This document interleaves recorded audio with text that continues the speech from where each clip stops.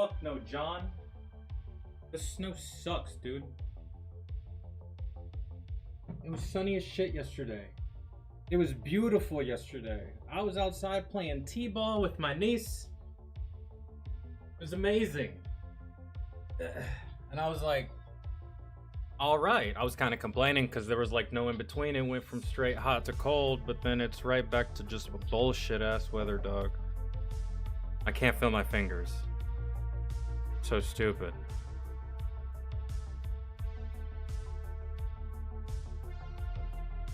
What's up, ladies and gentlemen? Happy Thursday. I hope y'all are doing good. I hope y'all are having a fantastic week.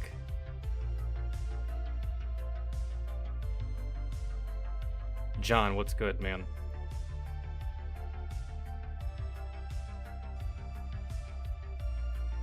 Okay.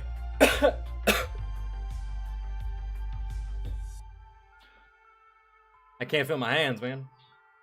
How cold? That's how cold it got today. If y'all watch that video I posted on Discord, you know exactly what I'm dealing with.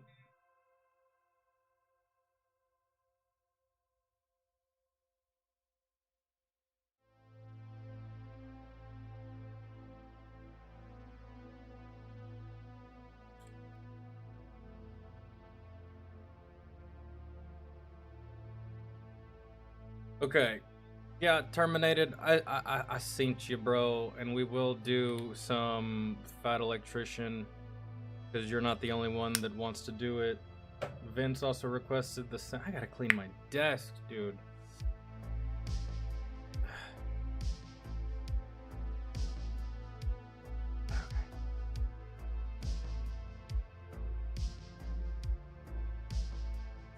But first, there is one video that caught my attention. Well, it actually triggered me more than it caught my attention. But it's by Mr. Nicky MGTV. If I can.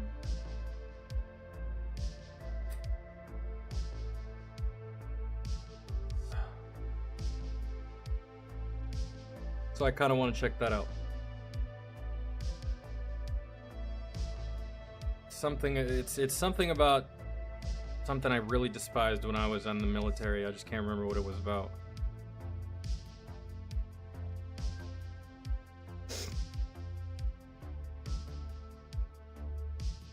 Oh god, I need pine sol is what I need.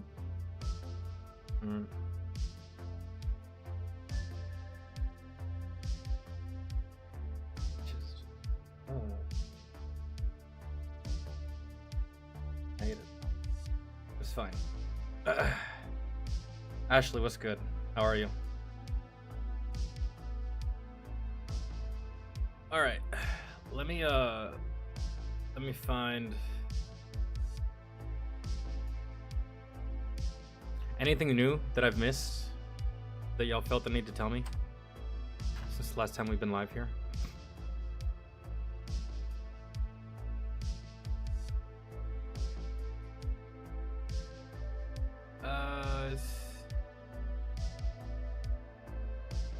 Somewhere. Oh. This. That's what it was. This toxic military veteran couldn't even finish training. Story is wild. I bet you everything happened to her. But not really. I'd be down to do that one. We have to do. We'll do fat. We are doing Fat Electrician today, but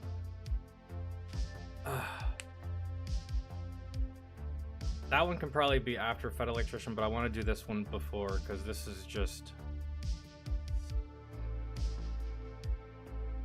And you can't like, dude, like the higher in rank you go, maybe the easier it is to pull off something like requesting a change of unit. But not as a lower enlisted, bro. And this type of shit right here just like made me want to go to another unit. And because I just really did not like it, man. I hated this shit. This shit felt like punishment to me. And but that's the thing about wanting change in your life when you're in the military, is that the grass isn't always greener on the other side. So I don't really think it matters where you go. You are going to have this, man. We have your regular veteran stuff. Mandatory fun day. And outside of like Sharp and shit like that, there's nothing worse than this, dude. And there's some places where it's minimal. There's other places where it's a lot. And then there's other installations where it is flat out 100% unfucking bearable. Like, unbearable. Ugh. And so there's different degrees of this shit throughout the service, throughout different military installations. But rest assured, every military installation, just about every company has something like this. And I get it's just it's a way of it's supposed to be a way of the leadership boosting the morale of the lower enlisted and having them do something together to build more camaraderie, especially since you're not really in a high stress environment like a deployment, and that helps build camaraderie way faster. So it's supposed to be for that, and it's supposed to be fun. But the way I remember it is, it wasn't fun. It wasn't for the reason I just said, and it seemed like it was just mainly for so that the higher enlisted could look good to higher enlisted. So I doubt, dude, I felt it. The higher enlisted that I had, they didn't give a fuck about building camaraderie or morale or like doing something fun. No, they just cared about doing this shit because that was one box they could check off for their promotion. Oh, well, you can see right here, General, I did all these mandatory fun days, and I made sure that my soldiers were in the highest of spirits, when in all reality, bro, I didn't want to kill myself more than on mandatory fun day. I didn't even think about that all that much when I was deployed, but I sure as fuck did think about it during mandatory fun day. I was like, I could end it right here. I could just go. I really could. These mandatory fun day allegations are insane. Leaked documents. Oh, God. Oh, goodness.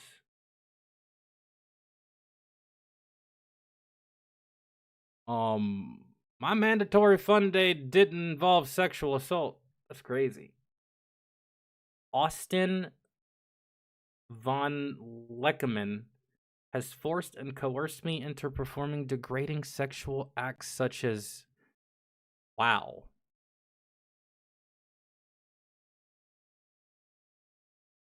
That's crazy. That's mandatory fun day? That sounds like a fight to me, but... Unless that's a female troop. Alright, here we go. Severe alcoholism, severe anger, severe... Oh, this is all Austin. Oh, wow, I didn't even notice. All of these charges are Austin. Austin was extremely verbally abusive and used demoralizing name-calling while using an aggressive tone. Austin hurt my children. Austin constantly tracks my location and hacks my phone. Austin threatened to limit my phone to only be able to contact him. Austin has forced and coerced sodomy on me. Austin has, I read that one. Austin will coerce me by becoming enraged. Dog. What rank is Austin? At one point, they were so bad when he was intoxicated around the children, she filed a military protective order against him. Oh, this is his wife. Which was granted. I've been hearing about some disturbing rumors that I wanted to address. As I've gotten larger on social media, you know, people have a tendency to say things or make up stories or take I don't know, things out of context, but the allegations are wild. They are flying against a fan favorite amongst the veteran community, and that is mandatory fun day, as this is old news that has now had new revelations as court documents have been leaked, kind of. I've seen like 2 of his videos before. Dude, I thought we were talking about actual mandatory fun day. Don't I feel fucking dumb? Holy shit, I just went on a whole rant about mandatory fun day.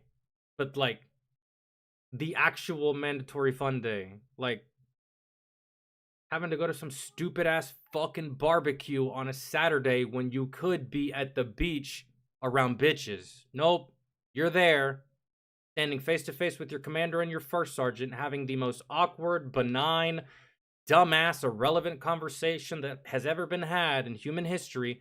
There you are, on a Saturday. You could be anywhere else, really. And my thought during those mandatory fun days was like, bro, I could be in heaven right now or in hell, either one. I'll take whichever. This is terrible. But no, dude, that's crazy. I've actually seen like 2 or 3 of his videos. I was like, he looks familiar. All right.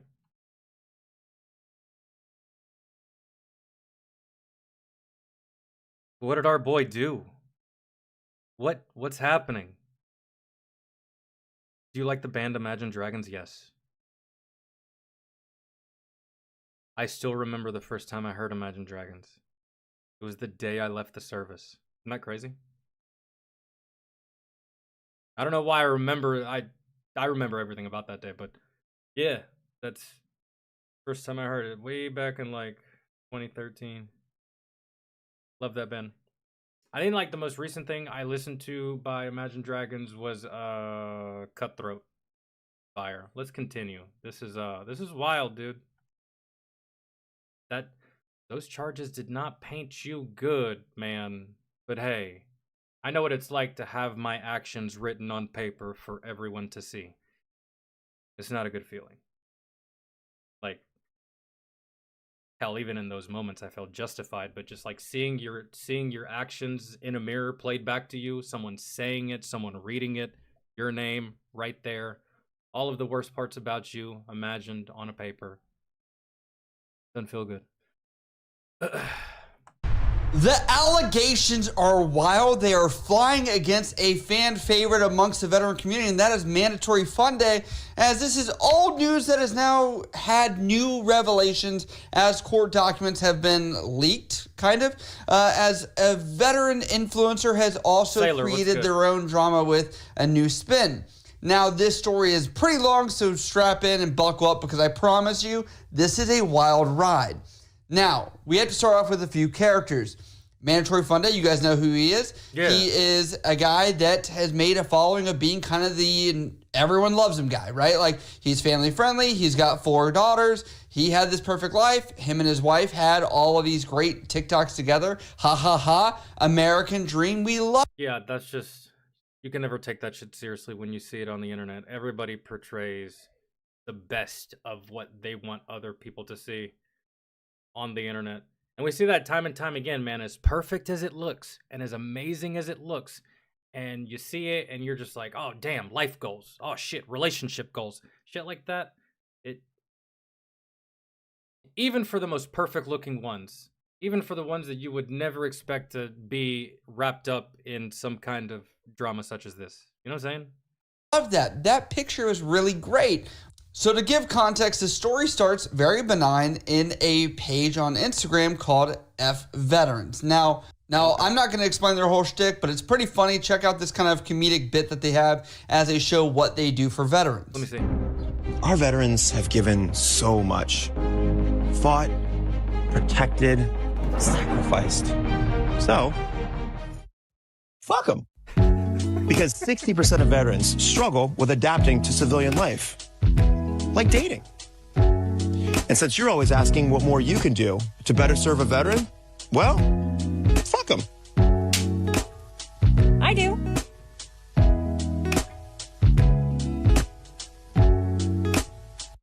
That's phenomenal.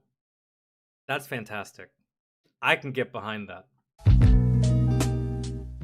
I think that's freaking hilarious. Yeah. I love it. They show a bunch of veterans, and people are like, "Oh, veterans are kind of red flag." And yo, he's not wrong with the whole dating thing.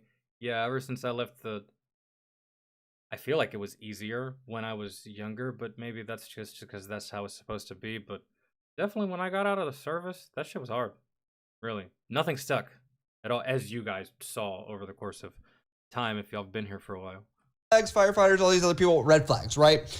But it is what it is. You know what you're getting into. If this is the page that you're on, and hopefully you're not going to get one of those girls that's wanting to just be a dependa. But it appears Mandatory Fun Day has put his name in the hat of this. And some of the red flags that I've heard is like ladies don't want to deal with the fact that you're always gone. And then for the ones that no longer serve, ladies don't want to fuck with you because you're probably damaged. That's just some of the shit that I've heard. They don't want you while you're in because you're never there, and they don't want you when you're out because you're busted, you're broken, and you can't be fixed. Especially for some of these ladies that like taking up dudes as like a side project or something. Yeah, nah, you're too far gone. You're like a 12-year-old dog with like a bad hip. Ain't nobody adopting you. So yeah, that's pretty accurate. Page, and now it's kind of blown up. Check out his kind of like introduction, because this is now becoming a hot button topic. Welcome back to Hooking Up with Heroes. Today's hero reigns from Texas. His name is Austin, but you might know him as Mandatory Fun Day. Austie boy here enjoys reading, movies, and jujitsu. Yeah, dude, you know what's gonna happen if I ever get as popular as Mandatory Fun Day? You know the first thing that's gonna happen, right? All of my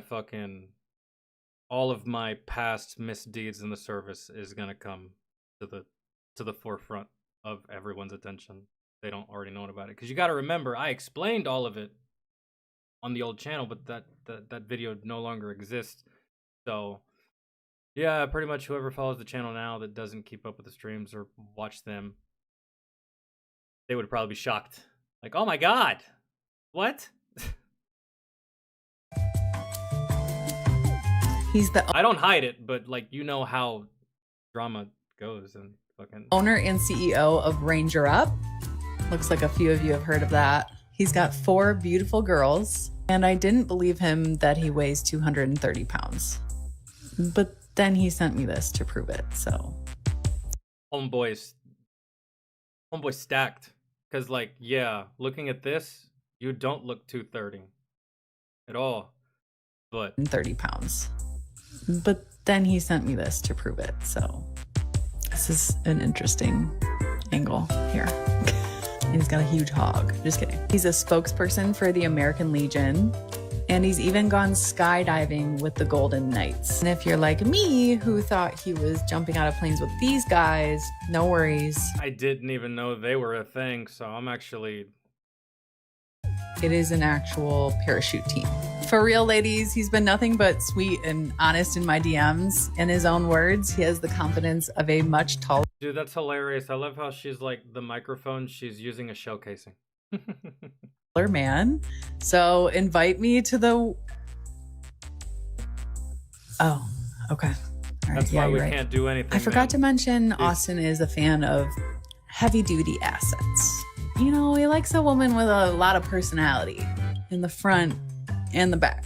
What I'm saying is, if he likes them thick, man, ain't nothing wrong with that. If you're still wondering if he's a big ass and big titties kind of guy. Yes, he is. Okay, so seems all great and dandy. Right on.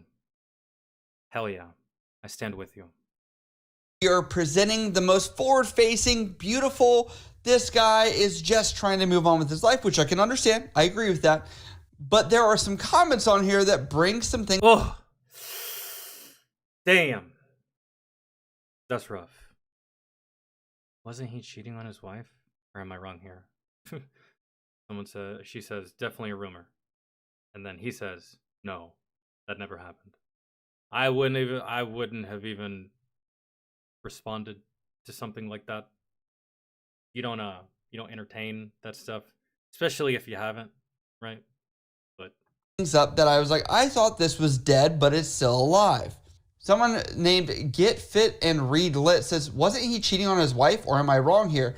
F. Venom responded and said, definitely a rumor. And then Mandatory Fun Day said, no, that never happened. This is where things kind of take a turn for the worse. And that is because there is a creator meme page. Moose, what's good, man? Page, whatever you're going to call them, for the military veteran sphere, where they have some allegations they've shown from court documents that are against Mandatory Fun Day. Now, this creator is The War Rant. Welcome back to Hooking Up with Heroes.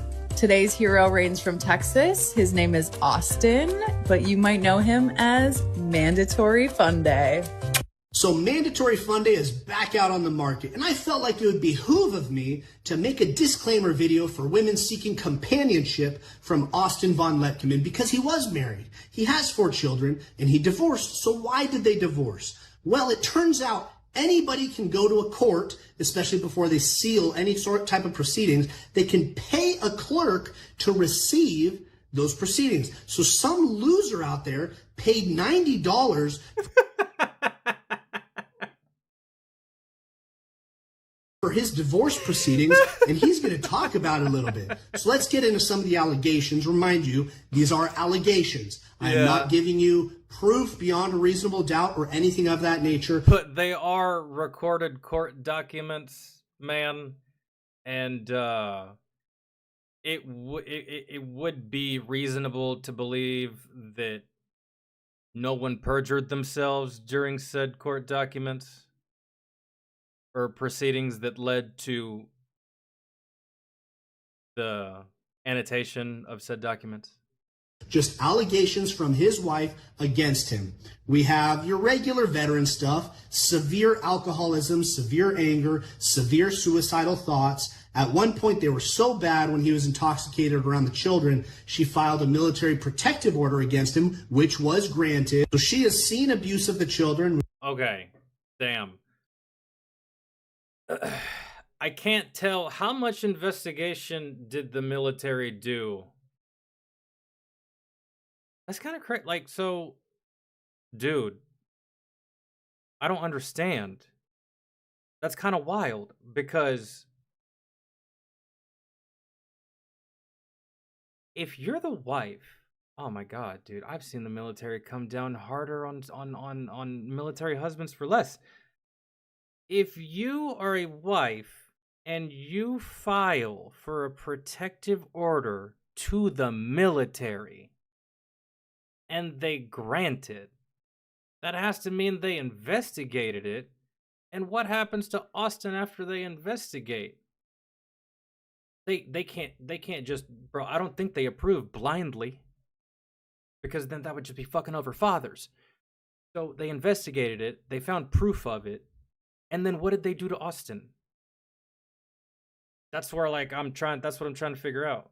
Because, like, if they took no action at all, yet still granted the protective order, what the hell is going on there?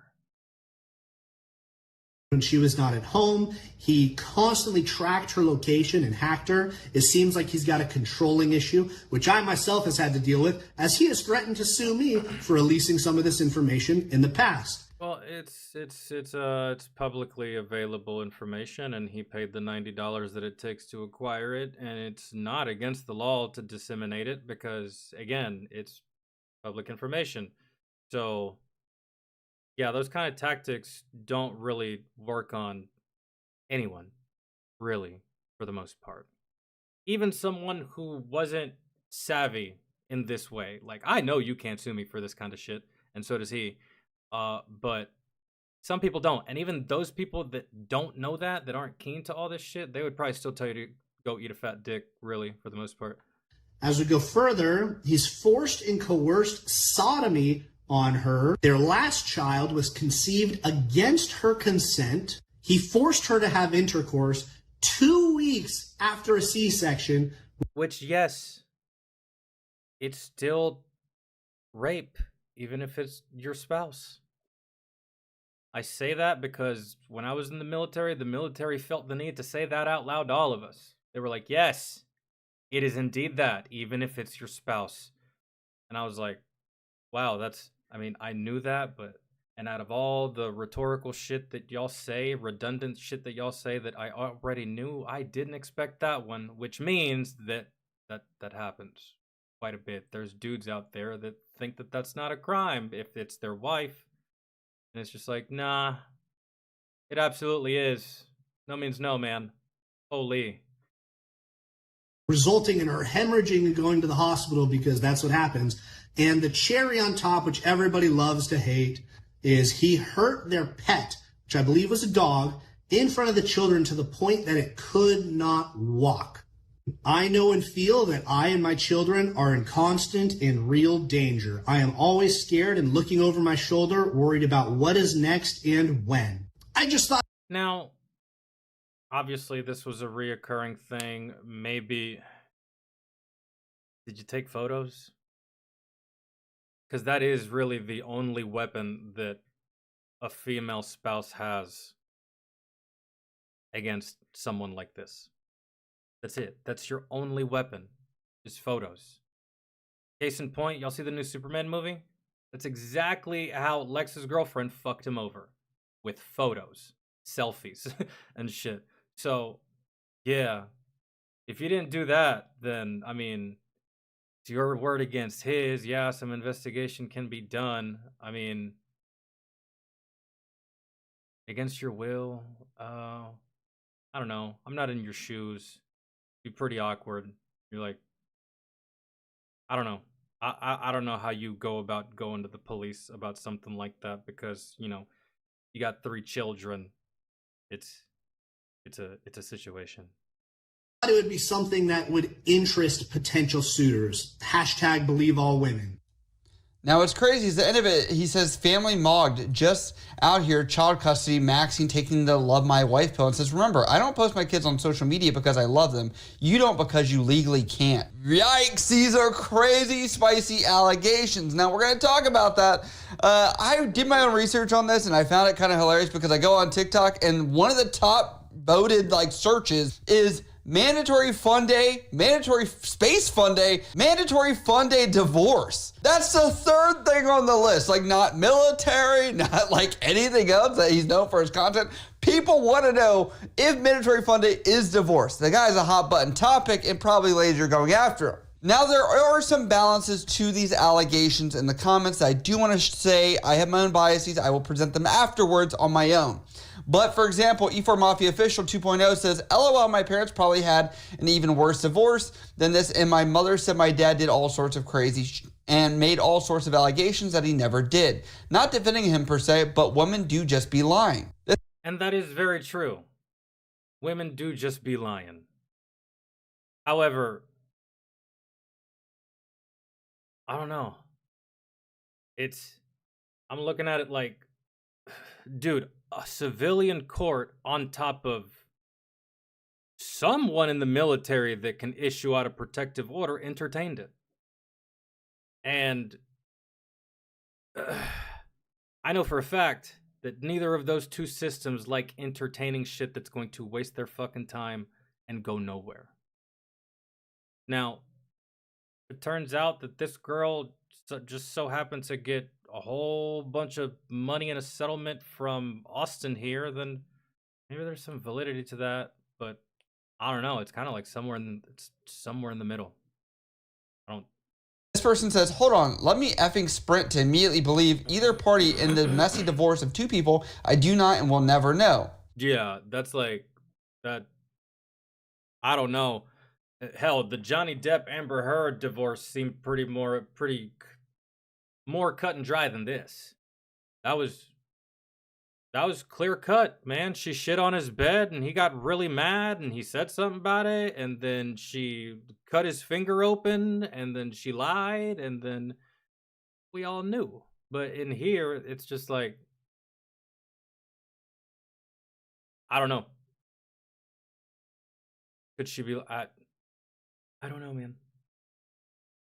And below that, there's mandatory fun day hate button, which I was surprised there was actually a lot of likes on that because he is pretty much beloved creator on social media. So let's get to his ex a little bit in this situation, and that is Kate_Vonleh that you can see on the screen. I already have so many thoughts in my head, just like off of.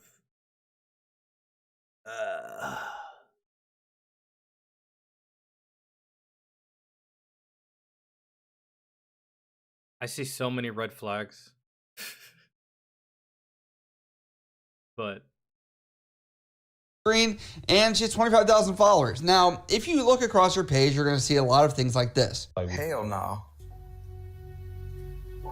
Hey, fuck no. Fuck no. Lies. I hate this type of shit. I really do. I really hate this type of shit. I cannot stand women that are addicted to social media. Anyone for that matter, but mainly chicks. And then you broads have the fucking gall, the nerve to turn right the fuck around and bitch at me for how much video games I play. Meanwhile, y'all be doing brain dead ass shit like this. I can't stand this type of stuff. Lies and more lies and lies on top of lies. So yeah, if you guys are divorced, So, yeah, if you guys are divorced, it's not all him, man. It really ain't. You don't really seem like you're easy to deal with. Just off of what I've seen. And I haven't even heard you speak yet. I'm pretty sure once she does that, if I were to hear that, that would pretty much solidify it right there. You don't look easy to deal with. Out of everything I've seen, this type of shit, my brain, whenever a man speaks to me, fucking, do you want to get married? Oh, it's so fucking exhausting, man. Just, I look at this as like you're just seeking male attention, or just attention, period, which you should be getting from your husband.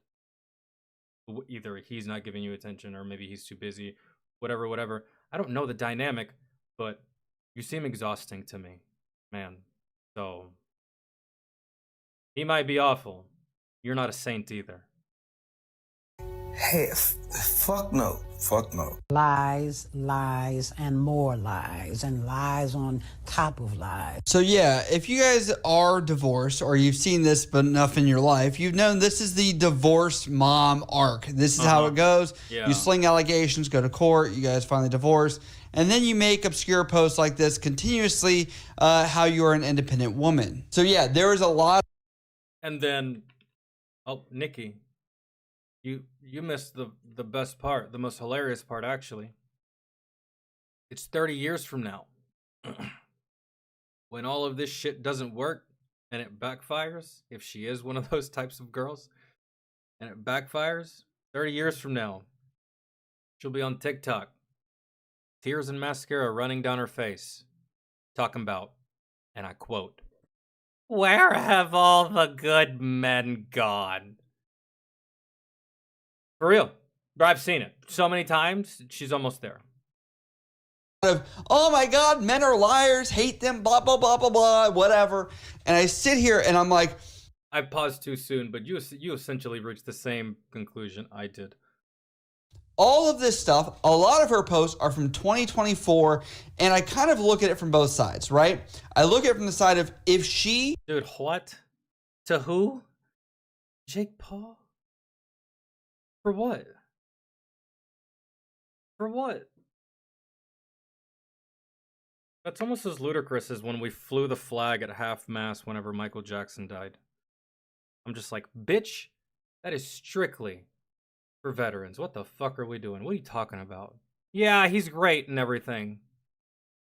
King of pop. I know. I'm hip. But fuck all that. Why? I would endorse Jake Paul for anything if you had a gun to my head.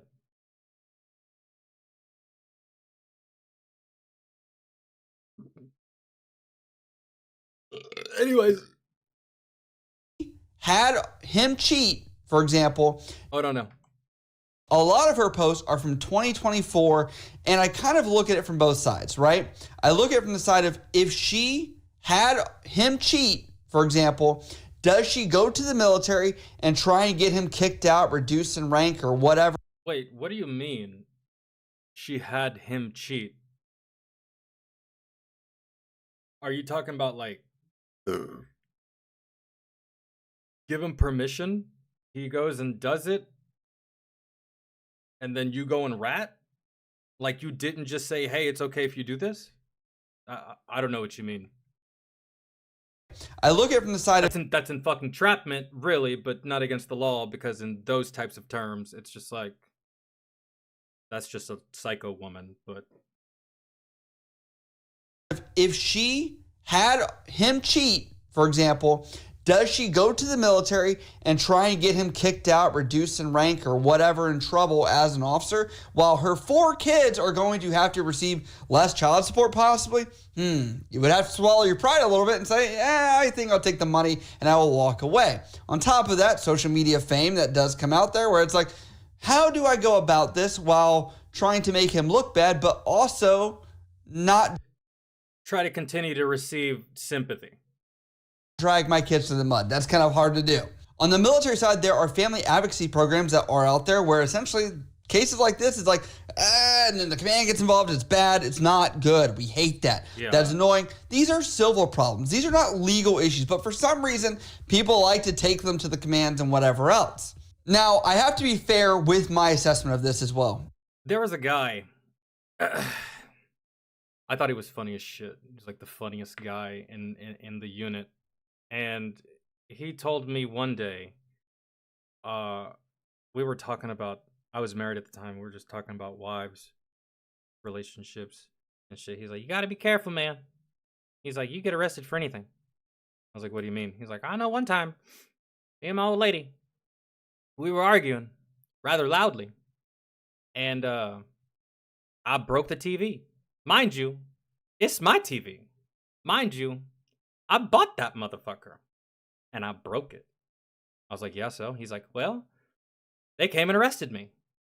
I was like, why? He's like, domestic violence, Falcon. Domestic violence. You can't even break your own shit, man. You can't. And I was like, oh, all right, man. Thanks for the advice. Thanks for the heads up. Good. I didn't plan on breaking my TV, no matter how angry I got, because that shit's expensive, but you got it like that, I suppose, so thanks. But yeah. And if you got no kids, dude, I've seen instances where like the couple, they were married, but there was no children. They both got arrested. Hitting each other, fighting, all types of shit, man. Fucking in the military, bro. If they gotta come out there, it's not just the person that called. They might fucking take both of you. Just cuz. So If these allegations were in 2024 and this person is still not in handcuffs, didn't serve any sentence, and didn't have any judgment against them, what is it? Like, that's what I was saying, right? Like, at the very beginning, I was like, how do you file a protective order with the service? The service investigates it, grants it, yet does nothing to the service member that you're trying to get protection from. That doesn't make any sense. Because if that's true, that means that the service is just appealing to you whilst protecting him. I don't think they would do that. So, because he's not that important to the service. Like, you know what I mean? He's not that important for them to stick their neck out and break rules for him, right? He's just, yeah, he's a social media influencer and blah, blah, whatever. But, you know what I'm saying? and we know these situations are messy. I mean, there's no video recording. There's nothing. You're telling me all these cool, funny TikTok videos you guys did together were so awesome, and your family was so perfect that immediately the flip of the switch just happens, and now he is the biggest enemy. And I'm like, there's a lot of things. I'm going to tell you, I've heard rumors in the backgrounds of how this is going on. There's more to it, but I will not talk. Maybe those allegations that are in court, the tricky one. We're talking about a fairly bitter divorce here. What do you guys think? Right? I feel there might not be any love lost between these two. So a lot of what she said that was recorded in court could just be exaggerated. You know how like just sometimes you exaggerate shit if you're either trying to get your point across or you're really angry, or the only way you can think to get someone to be on your side or believe you is to just like stretch the truth just a little bit. It's still grounded in truth, but you're making it bigger, right? That could have been what those court documents read like. We don't exactly know because we weren't in the courtroom, right? So we don't know how it was said, in what way, and what the judge said in response, what the prosecutors were saying, what the defense was saying. None of that, right? We just have her words, his name, and that's it. Right? So that is what she's going through is essentially what all these ladies in Hollywood went through during the whole Harvey Weinstein thing. You didn't say anything when shit was good and you were getting paid millions of dollars to be in these movies, but now all of a sudden when he comes out as a monster, you want to act like what? What are we doing here? Want to act like he's the worst person in the world? You had all the time to say something, right? So shit was good when you were making all those TikTok videos, but when y'all get divorced, all of a sudden he beat you. He had an alcohol problem. He abused the dog, which for a lot of women, that's enough. But for you, you were like, fuck it. I can live with it. Living this great lifestyle of mine. So there is a grain of truth in both stories, but there's also probably lies on both sides as well. So where do you go from here with this? I don't know, man. It's someone's divorce.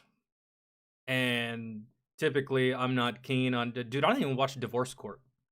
Judge Judy, the only time I see Judge... If she randomly shows up on my feed, I don't watch this shit. Type of drama doesn't interest me, man. Really, for the most part. I kind of had my fill of this when I was younger via Jerry Springer. We all remember Jerry, right? And this is kind of what this feels like. It's an episode of that. Talk about those until somebody brings them to light, and then I will talk about them publicly. But behind closed doors, there is a lot to this beyond even this. I'm going to tell you that right now. But now this is where I come in. I'm going to tell you right now, if you've never been through a divorce or you've never been through a really bad breakup with somebody that is willing to just say anything, even if it can be factually checked, it is crazy. And the most important thing... You know how both my divorces went? They kept everything, I said nothing, and I fucked off and left. There was no arguing, there was no bickering, there was no nothing. It was just like, that's it. Overnight. I was gone. I was not about to linger because, dog, you linger, you hang around, you don't leave, you're going to end up doing something or saying something that you're going to regret. I promise you. That's it. Exit that situation faster than you got in. Pin King, I feel like I haven't seen you in ages. Thank you so much for the 2.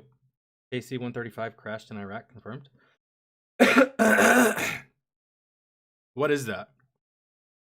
KC-135. It's aircraft, right? We'll look into that after this. I'm intrigued. And yes, for social media, but even for your own sanity, when people just make things up, want to stir the pot or whatever, is you cannot feed into it. And so it's annoying because you want to defend yourself every single time. And people are going to send you screenshots. They're going to send you all these things of like, hey, they're saying you're a bad person. Look at this. Look at this. And eventually I never really dealt with that. Thank God, dude. Like... The only thing I really had to do my first divorce was just keep from strangling her, and I managed to actually do that. And then my second divorce was like hella easy. It was just like I left everything. I took nothing. I think in both divorces I took nothing.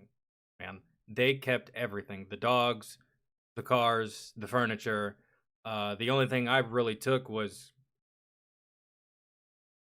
my Xbox, really. And then the second time, all of this stuff. But that was really, really easy, man. Comparatively to this. It's still hard, obviously, to like separate from someone like that you've known for a long time. But there's levels to this shit, obviously, as you can see here. And mine was on a lower level than that. I have dealt with some psychos, like some stalker types, but never to the point of like these women are going out of their way to sully my name or yada, yada, yada. But you got to remember, I'm not as famous as Mandatory Fun Day, right? And I've never been as famous as Mandatory Fun Day or known like that or in the limelight like that. So I guess that's like one upside that us dudes, if you're not famous, you need to look at that as a positive, because look at this, man. Does this look fun to you? Does this look enjoyable? Does this look like something you might be interested? Fuck no. Who wants to do this? And even on the flip side, ladies dealing with whatever type of dudes. Like, ugh. just dies because they have only so much anger and fuel. If you feed back to that, it gives them fuel and they keep going and going and going, and it's never good. But if you guys like what I cover here, like, comment, subscribe, all the good stuff. I'll see you guys next time. Love you guys. We need to watch this one at some point. This toxic military veteran couldn't even finish training. Reminds you of Onision, remember? Angry Cops covered that one. We watched that one a couple of years ago. Those good times. All right, the real question is when does negative information come out about Nikki MGTV? It comes for all of us, man. And in the age of the internet, it doesn't even need to be all that bad, but guess what? It's coming for you. I feel. It could be something mundane. It could be something not even that big of a deal. It could be something you did as a child, and you know, children don't know better, right? And they'll bring it up. I feel it's more so worse now than it was 10 years ago. Man, remember when cancel culture was at its height? And bro, you couldn't say anything. Anything. That fucking that suit of armor that Tony envisioned around the world in Age of Ultron, they actually put around all of social media to where, and you could barely meme at that time. It was like 2015 time frame. Y'all remember that? 2015, 2016. Trump was getting ready to go into office, or maybe he had just recently won. And dog, that was an awful time to be on social media. And so now they don't cancel you. They just come after you, really, with pitchforks. They don't need that. They hope you stay so they can keep fucking poking you with the pitchforks. They don't want you gone. They want you there as a piñata they can constantly swing at. That's the tactic now. So it comes for all of us. One of these days, someone's going to throw my military record back in my face. I guarantee it. It's only a matter of time. Because my military record does not look pretty.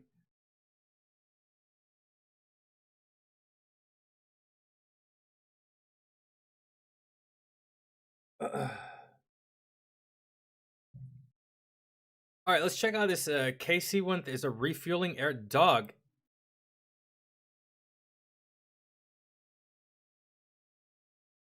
That's way too soon from the last.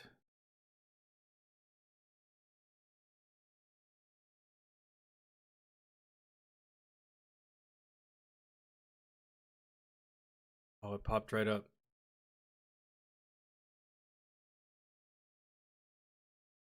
No.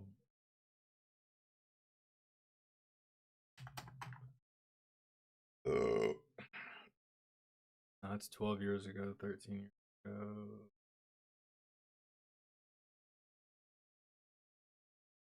Wow. So 12 years ago, a KC-135 crashed. But I can't find one as of recently. I typed it in as you said it and everything.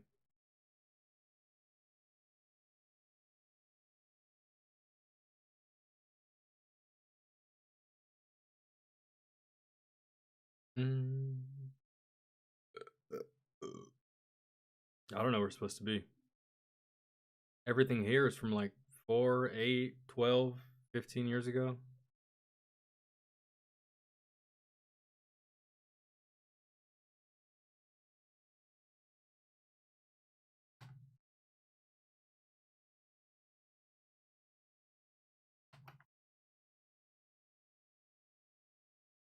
Dude, what the fuck? Same thing. 12 years ago, 11 years ago. Why can't I find this? Oh, fuck it.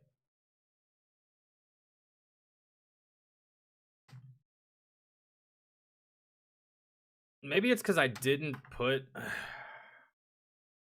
Okay, Jesus. YouTube did not want to show us this, dog. I don't know why. I don't know what it wanted me to type in, but I had to come to Google for this. YouTube did not want to show it. Holy shit. Okay. Hold on.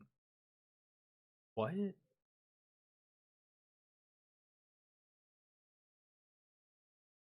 KC-135 tanker involved in epic fury goes down in Iraq.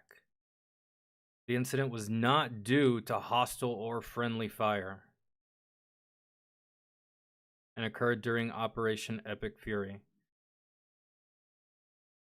I don't even know what Operation Epic Fury is, and if it didn't go down to hostile or friendly fire.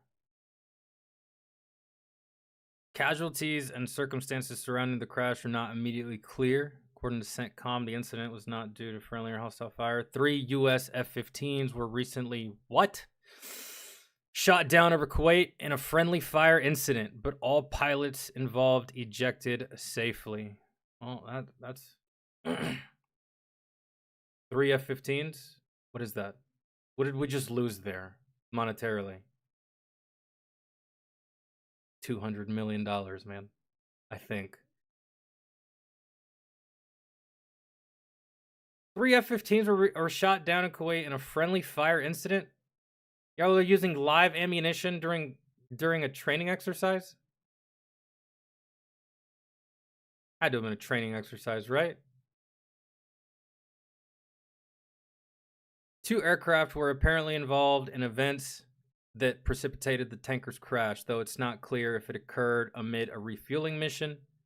The other aircraft landed safely, according to CENTCOM, which did not describe the aircraft in question. The incident would appear to be the first crash of a KC-135 since 2013. Yeah, that's where all those videos were coming from.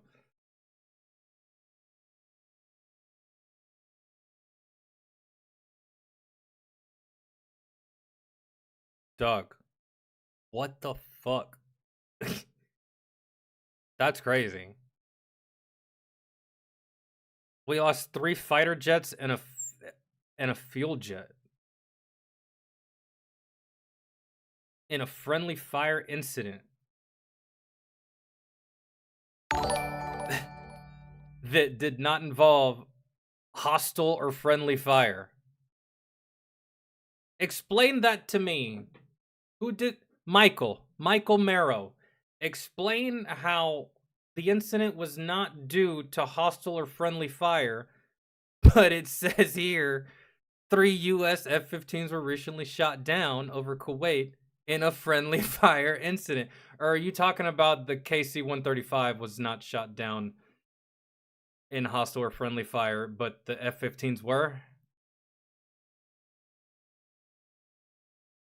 It's a developing story, guys.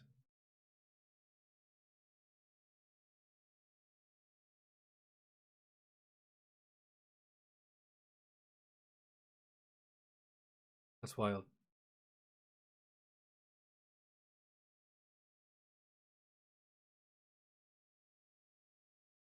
Not training? Yo, Pin, thank you for the 2. Not training, currently hit. Well, I know that we're currently hitting Iran, but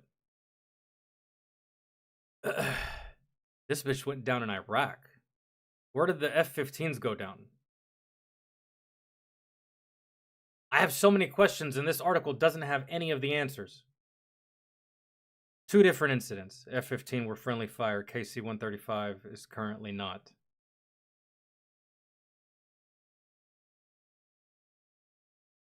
And did they all go down in Iraq? No, okay, yeah. Just the KC-135 went down in Iraq.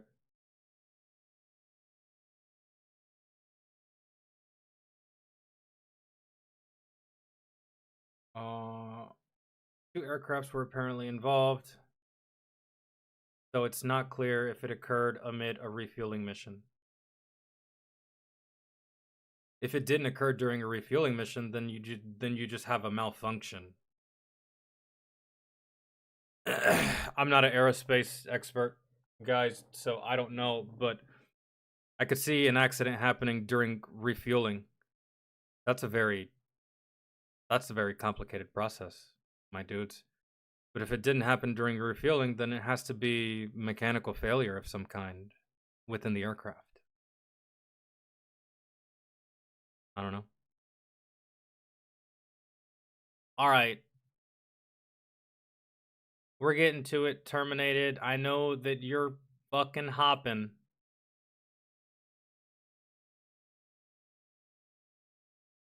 Like I used to whenever my mom would tell me that she was taking me to Toys R Us.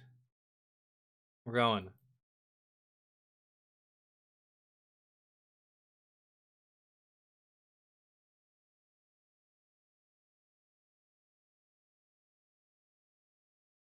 Dude, it almost seems like you should have wrote the article because that article didn't say anything of that. It just says that there was 2 aircrafts involved. Now it's coming to light that they crashed into one another.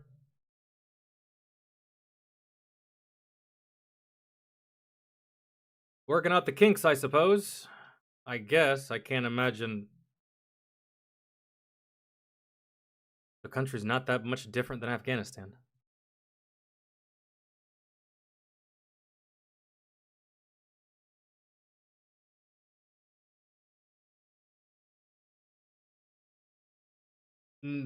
No, we haven't done habitual line crosser yet. We have to do this fat electrician video.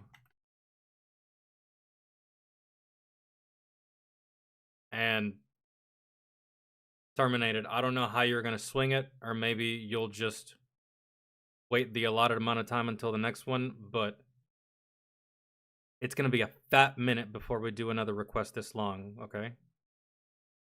I just want you to understand.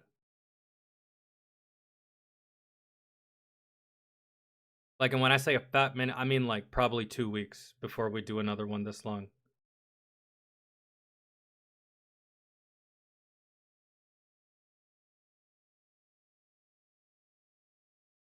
Terminated, are you here?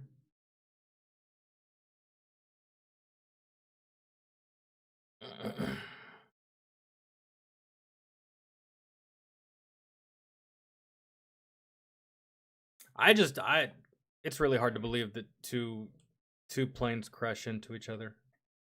But then again, not really, because you had that helicopter crash into a civilian aircraft. But that was because of just human error on the ground. I don't know how that happens.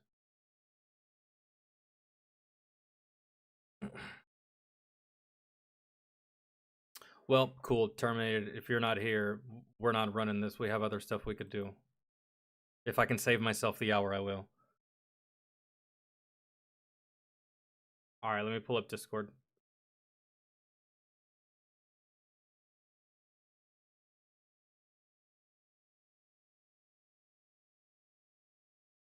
Oh, actually, we can watch another video by Nikki. I want to check out that one video about that chick. Wait, what did that say? Huh? Iran is trying to strike California?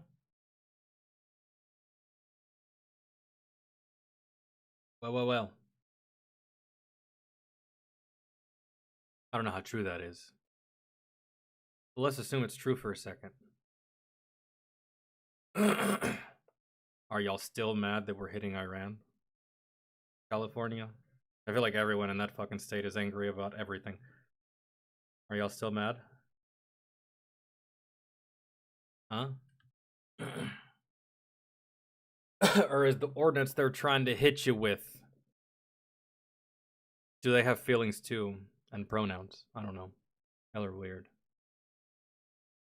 They'll find some way to be like, this is fine. We'd rather be getting hit by Iran than ever been to Trump. That's probably what they'd say. But hey, just say the word and we'll stop protecting you. Ain't no thing, it's not hard. Terminator show up? Yes? Good. You better be here, Doug. Ain't no way I'm about to do this odyssey of a video and you not be here. Which one is it?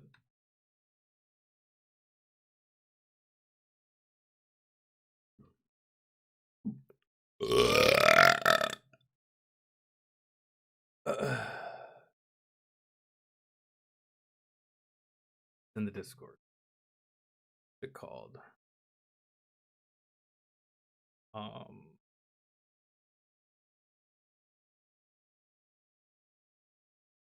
Bro, that looks like my Titania. In that Gundam. Wait, that's a Gundam, right? What is this? Finally finished my Perfect Strike Freedom. That is a Gundam. That looks cool as fuck. It almost looks like my Titania from Warframe. I could probably make her look like that if I wanted to. I just don't think I could get the face the same color.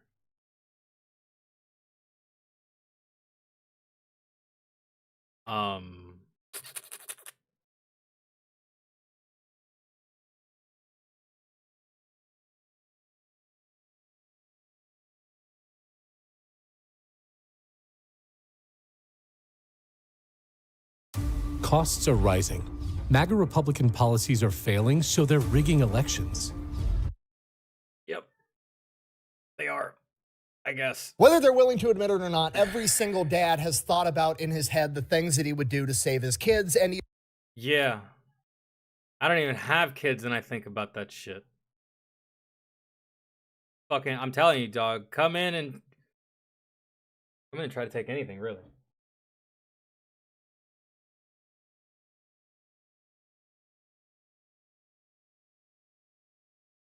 All right.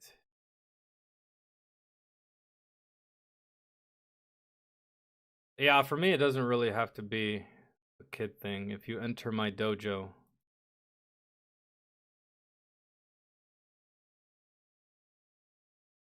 All right, here we go. The most gangster dad of World War II. Paul Pappy Gunn. whether they're willing to admit it or not, every single dad has thought about in his head the things that he would do to save his kids, and he also likes to think that somehow, if the situation required it, he would rise to the occasion and become a superhero to do so. Well, this is a story about a man that actually did that. I'm not so much trying to become a superhero. I'm trying to become something worse than what's currently trying to bring harm. You know what I'm saying? Something, just something worse, really.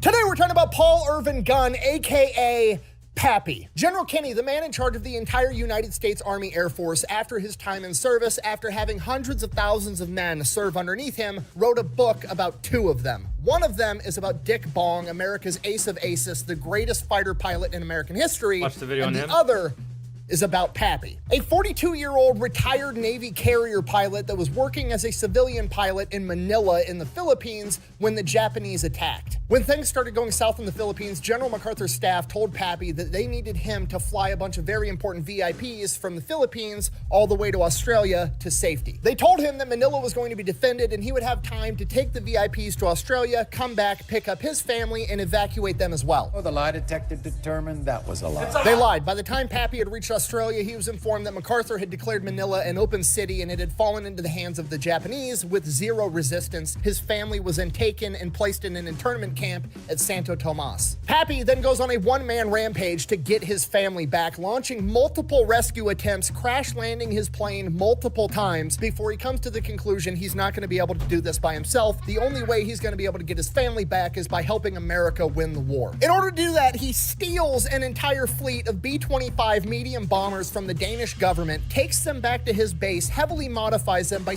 At that point, dog, you sold out my family. I'm doing whatever the hell I want. Hello. Hi. At that point, dog, all bets are off. Yeah, I'm taking planes. I'm recruiting people. I'm my own military, really, because mine kind of just like. That's rough, girl. Figure it out. Sticking 850 caliber machine guns in the nose, a feat that engineers said was impossible, creating the first predecessor for the A-10 Warthog. He then proceeds to— I'm sorry. Did we just hear the origin story of one of the sexiest sounding aircrafts when it fires ever created. And by sticking 850 caliber machine guns in the nose, a feat that engineers said was impossible, creating the first predecessor for the A-10 Warthog. When it comes to 50 caliber machine guns, nothing is impossible. Matter of fact, I wanted to put 2 on my truck, and they said no. They didn't even give me a reason, but I was like, dog, just let me. Give me like a month. Give me a month and some dudes and maybe someone who knows welding. I can make it happen. They didn't like to entertain any of my ideas like that. He then proceeds to train a bunch of other pilots how to fly these things and takes them out on missions where they... And would 2 guns really have been feasible on a gun truck in the middle of Afghanistan? I don't know, man. Probably not. But, I mean, who's going to argue with more guns? I would. Wreak havoc on enemy ground troops in the Pacific. And after they've killed so many enemy soldiers that they need reinforcements, and they're sending in a massive reinforcement convoy with supplies and an entire infantry division, Pappy heavily modifies the B-25s again to perfect a tactic known as skip bombing and utilizes them to destroy the entire reinforcement convoy before it ever reaches the coast. Which So he's skipping bombs like you would skip a rock across water.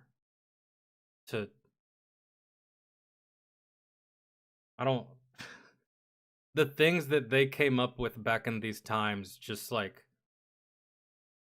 I would have never come up with that on my own. Kind of like the pilot that instead of dive bombing, he up bombed, I guess. He started low and then strafed upwards instead of starting high and strafing downwards.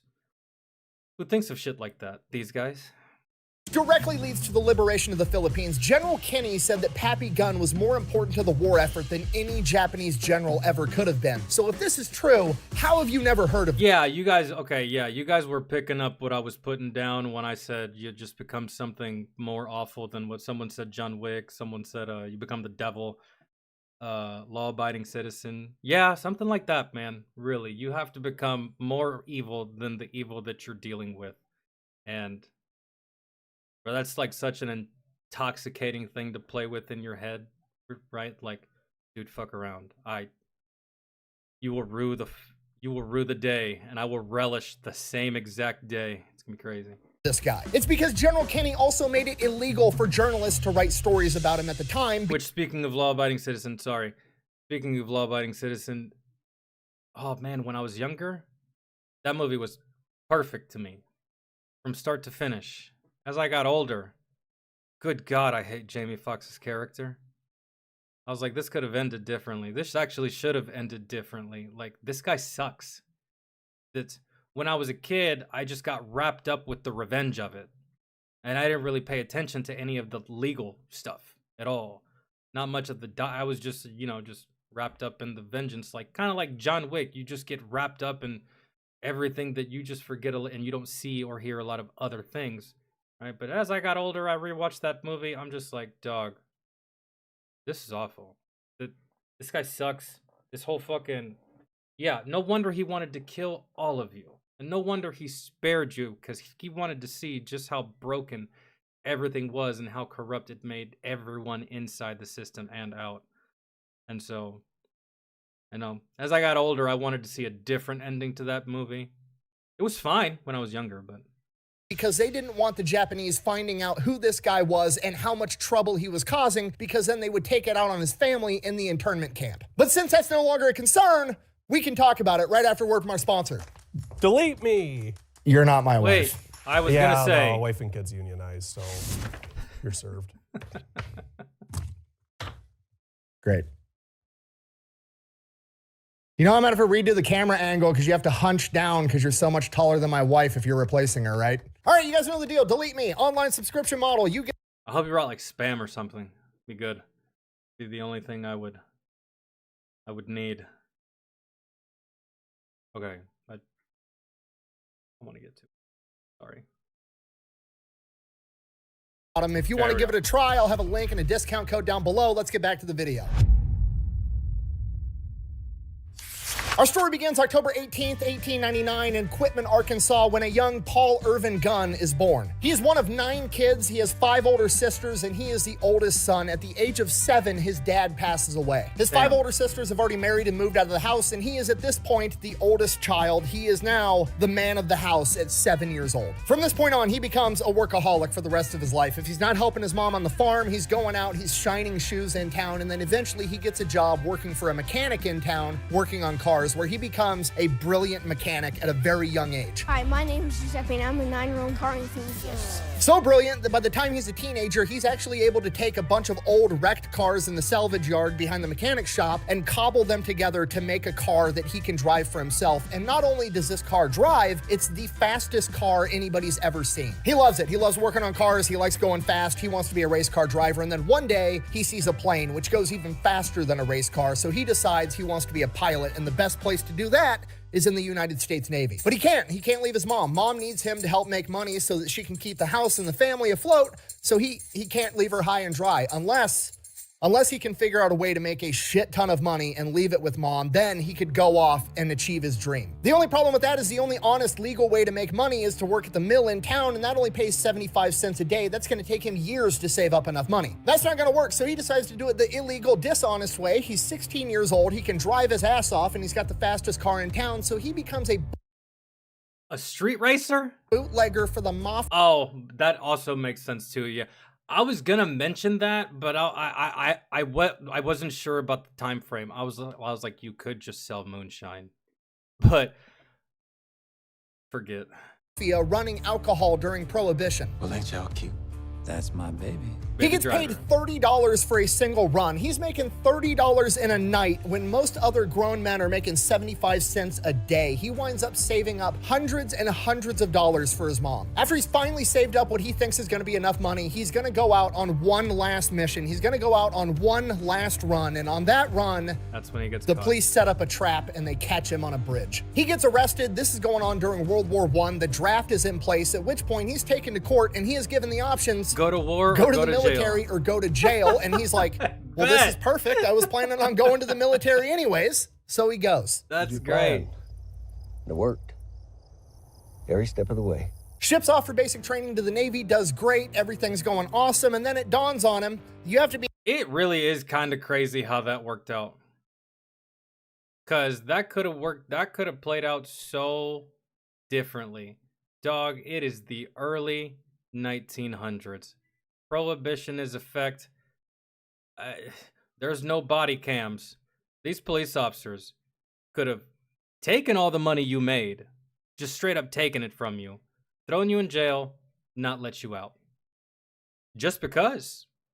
But, wow, the way it worked out for you.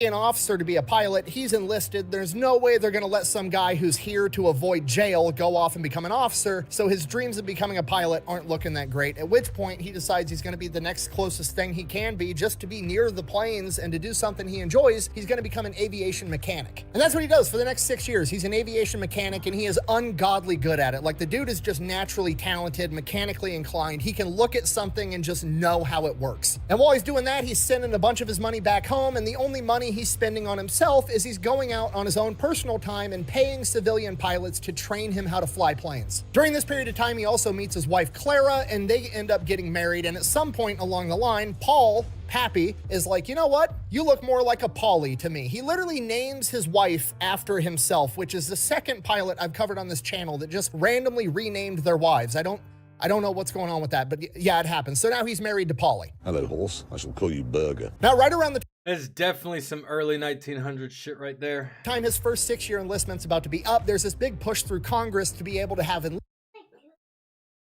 enlisted guys go and be pilots. And for this, Pappy's a shoo-in. He already knows how to fly planes because he's been paying civilians to teach him, and he knows the inner workings of every single plane that the US Navy has. Because of this, they tell him that if he re-ups for another 6 years, they'll give him one of these pilot slots and he can go off to flight school, so he takes it. Graduates flight school, no problem, goes off, gets attached to VF-1, one of America's first ever fighter squadrons known as the Top Hatters. This is one of, if not the best fighter squadrons America has at the time, and they are... And he's got a leg up on a lot of these dudes, I feel, simply just because of he's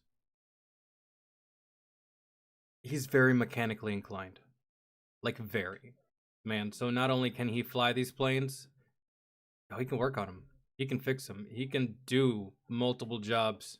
Are the ones that go through and basically pioneer combat aviation between World War I and World War II. These are the guys that perfected carrier landings, aircraft carrier warfare. Pappy was there for all of it. Towards the end of his time at VF1, he's also selected as one of the pilots that goes out and searches for Amelia Earhart after she was lost. He then spends the last couple of years of his 20-year career as a flight instructor before retiring. Oh, also, during his 20-year military career, in the back half of it, he started having trouble having a bunch of cavities, and he just kept going back to the dentist to get his mouth drilled in and get these cavities filled, and eventually it was taking up too much of his time. It was taking up too much time away from the flight line, and he didn't like it. So he just goes to the Navy dentist and is like, hey, just pull all my teeth out and give me dentures. And the Navy dentist is like, absolutely not. And Pappy Gunn is like, fine. So he goes into the civilian market and has a civilian dentist pull out all of his teeth and give him dentures. Like I said, the dude is a workaholic.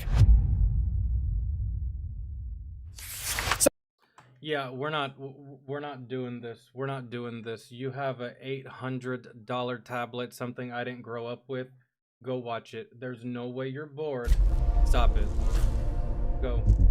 Have you ever actually like flirted? I love you. I love I'm you. gonna get some But shots. I'll come with you if she Go. means this much to you. you grew up with So Pappy retired. You grew up with everything I didn't, and you're bored. There's no way. Go do your stuff.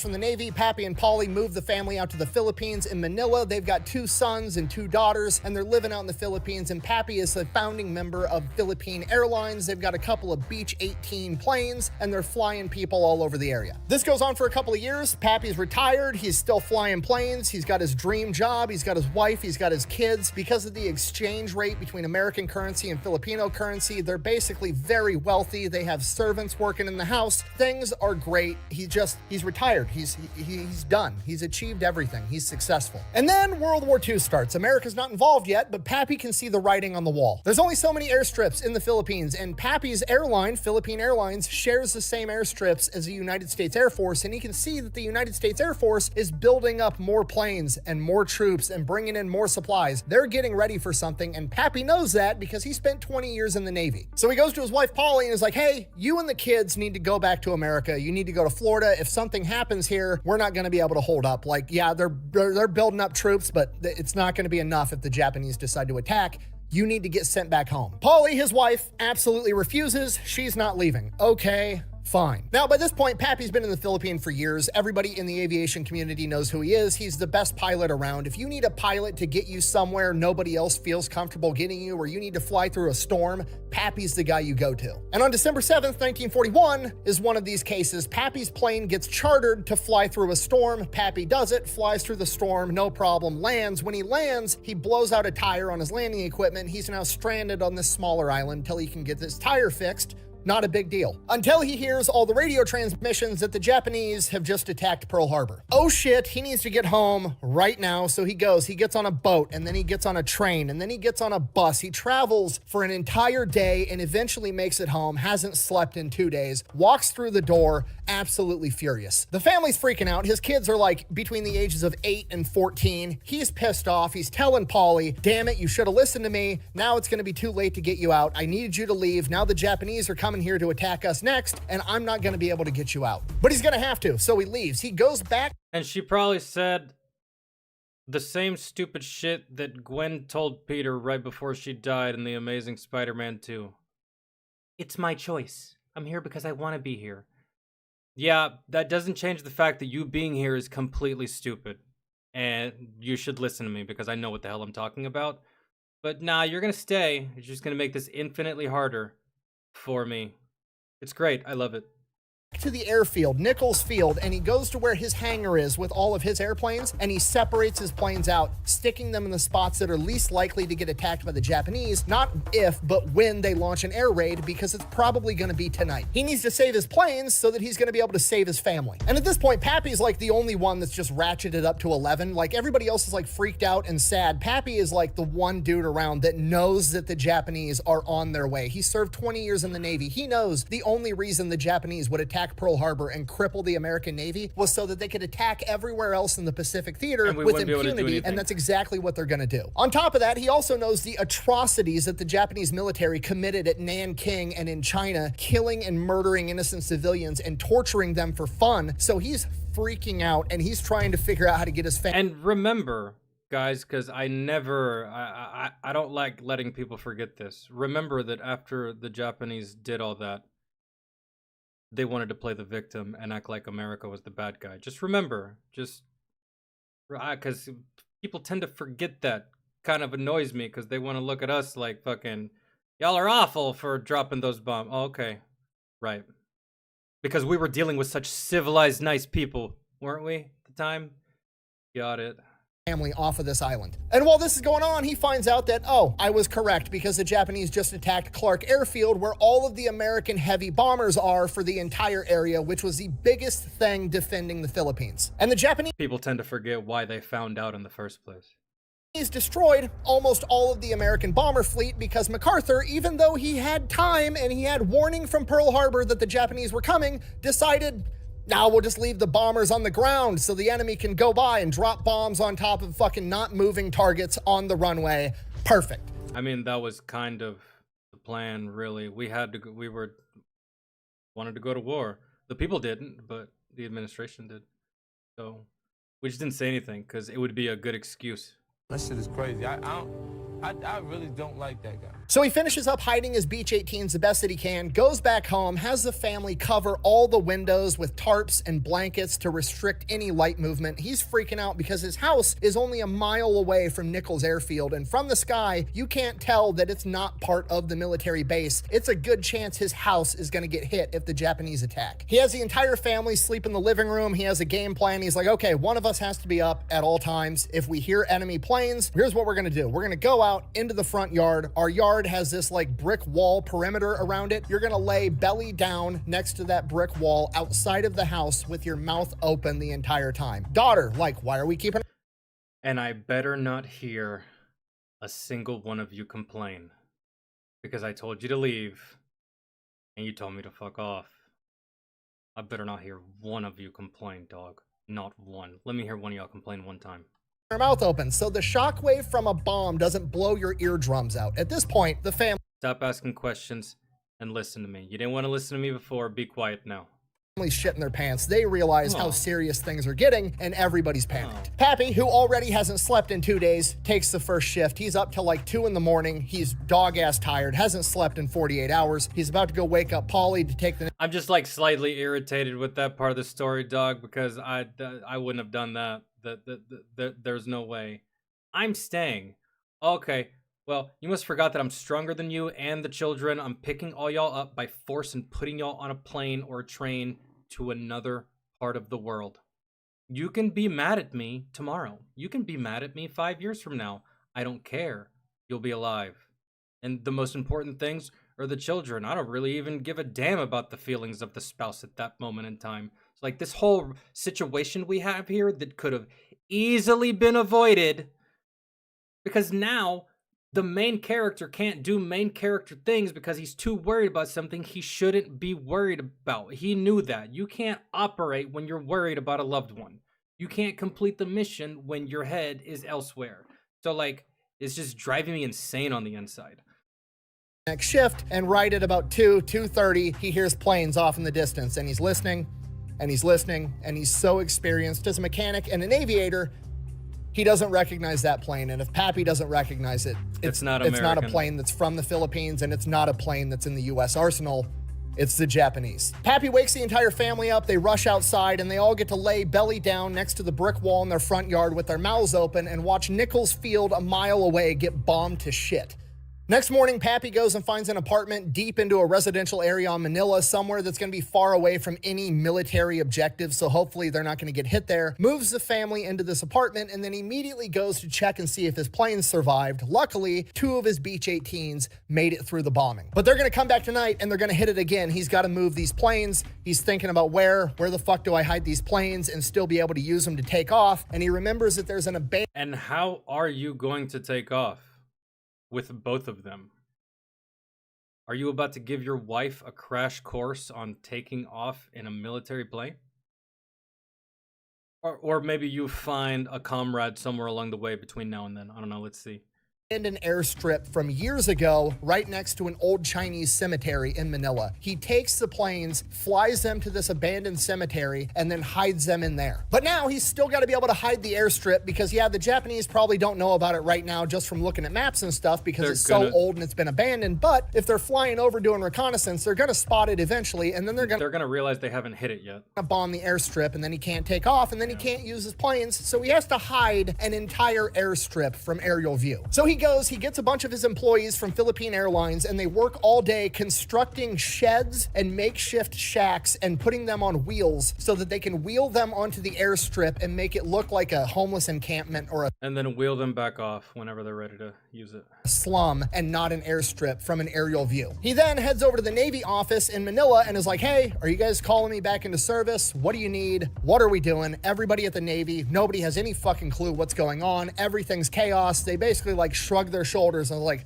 I don't know, bro. We haven't heard anything. So then he goes to check in with the Army Air Force, and the Army Air Force is like, hey, we're confiscating every civilian plane. Everything we need, we're confiscating all of it. It's ours now. So we're going to take your Beach 18s. You can give them to us, and then you can go fend for yourself with your family in Manila. Or since you're a pilot, we'll commission you right now, and you can be a United States Army Air Force pilot. And Pappy's like, fucking, I guess I'm going to be a pilot. So, I mean, that's like the easiest choice ever.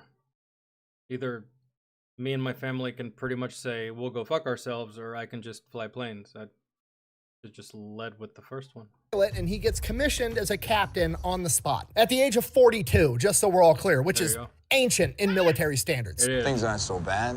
Food's a lot better. We used to boil everything. No polio's good. Internet, so helpful. From here, Pappy's working like 18 hours a day as a pilot, doing whatever they need him to do. He's flying VIPs from island to island. He's moving supplies around in his Beach 18, whatever they need. He's working like 16 hours a day. And then when he goes home, he's working trying to figure out how to get his family off this island and how to keep them safe. One of the things he needs is an air raid shelter for his family. He can't dig one because the water table in the Philippines is so high, it'll just flood. So he steals this giant... You're doing all this shit for the military, but the military can't provide one extraction plane to get your family out of that area so that you can continue to do your job. Like, oh my God, who are we working with here? The government or the fucking mafia? You get your family off that island when the mission is complete. Get them off now. What is the problem? Maybe I'm missing something. I'm kidding. Like, what is the issue? You're making them do all this stuff, right? Either help us or fend for yourself. Oh, but since you're going to help us, we're not going to do you a solid and get your family out of there so you can stop worrying. And like, what? Boiler, cuts it open, and then builds an air raid shelter inside of this massive boiler that'll be able to deflect shrapnel, ideally bullets and everything else, and has his army guys serving under him deliver it to the front yard of their apartment, and it's just sitting in front of their apartment. Then December 13th, 1941, Pappy's on a solo mission doing a supply run, and while he's out there, basically enemy airspace at this point, 2 Zeros get on his tail. He's in a Beach 18. Maybe they can't approach, man. Maybe that's what I'm missing. Maybe they can't approach. Maybe it's just no one in, no one out type deal and just try to survive until... Maybe that's what I'm missing. I don't know, but it does seem like a lot of time is going by where... I'm certain that not every second of every day had something happening. I'm pretty sure that there was probably a moment in time, any time, where his family could have, and he could have arranged such a, I don't understand. It's a civilian aircraft with no armor, no guns, no defensive measures. He doesn't have a parachute, and to make things worse, he's got extra fuel tanks in the back. They're not self-sealing. He's basically flying a giant incendiary bomb, and he has no way of defending himself. It's not the plane, it's the pilot. The Zeros start shooting at him. Pappy does the only... True, but here's the thing about bullets. They don't really care. Only thing he can do, he dives down, gets like feet off the ground. He's bobbing and weaving in between trees, hills, flying nape of the earth, anything he can do to try to lose these zeros, he's doing it. They chase him for like 10 minutes. They wind up shooting out his right engine and hitting his fuselage. He winds up losing the zeros, but now he smells fuel. They punctured his fuel tanks. They're not self-sealing. He still has a huge problem on his hand. He's not going to be able to make it far on one engine, so he goes to the nearest Allied airfield. He approaches, he radios in, no response. Radios in, no response. He has to land this plane like right now. As he makes If you assholes shoot me down, I'll be so mad. his approach, Allied forces start lighting him up with anti-aircraft fire, hitting his plane even more. You can't even make it up. You can't even make it up, man. Pappy peels off, somehow manages to limp the plane all the way back to Nichols Field, a mile from his house, and Greatest pilot ever, bro. He outran the Zeros and Allied forces and survived. Took fire from both of them. as he approaches Nichols Field at night, he radios in. Still, no response from anybody. The radios have been knocked out in the previous air raids, and he's... When I land, I'm cussing all of you out. Guaranteed. I don't care what the highest rank is in that room. If I land this bitch, I'm lighting into all of you. He's approaching, goes to hit the landing gear. The hydraulic system for his landing gear's out too. He now has to belly land a plane with leaking fuel tanks in the middle of the night. Somehow he does it. He crash lands this plane, ends up ripping the wing off. The plane's absolutely totaled, but he survives. He's got one plane left. And this dude was riding on, literally, what he said, an incendiary bomb. And he's leaking fuel, and you would think that crash landing that bitch with no landing gear and all those sparks that kick up from the metal hitting and nothing. Then he just kind of like goes home. He's later told by the mechanics that his plane had 130 bullet holes in it. But, you know, whatever. He smokes a cigarette and heads home. I guess. Gets home late at night. Paulie asks him how his day was, and he's just like, it was good. He didn't want to worry her. Shortly after this, the Japanese start landing. Because what do you say? It was fine, honey. Standard day. Got shot at 135 times. It was a wild Thursday. A lot less crazy than last Wednesday, but yeah, it was up there. How was your day? Ground troops. You're not saying that.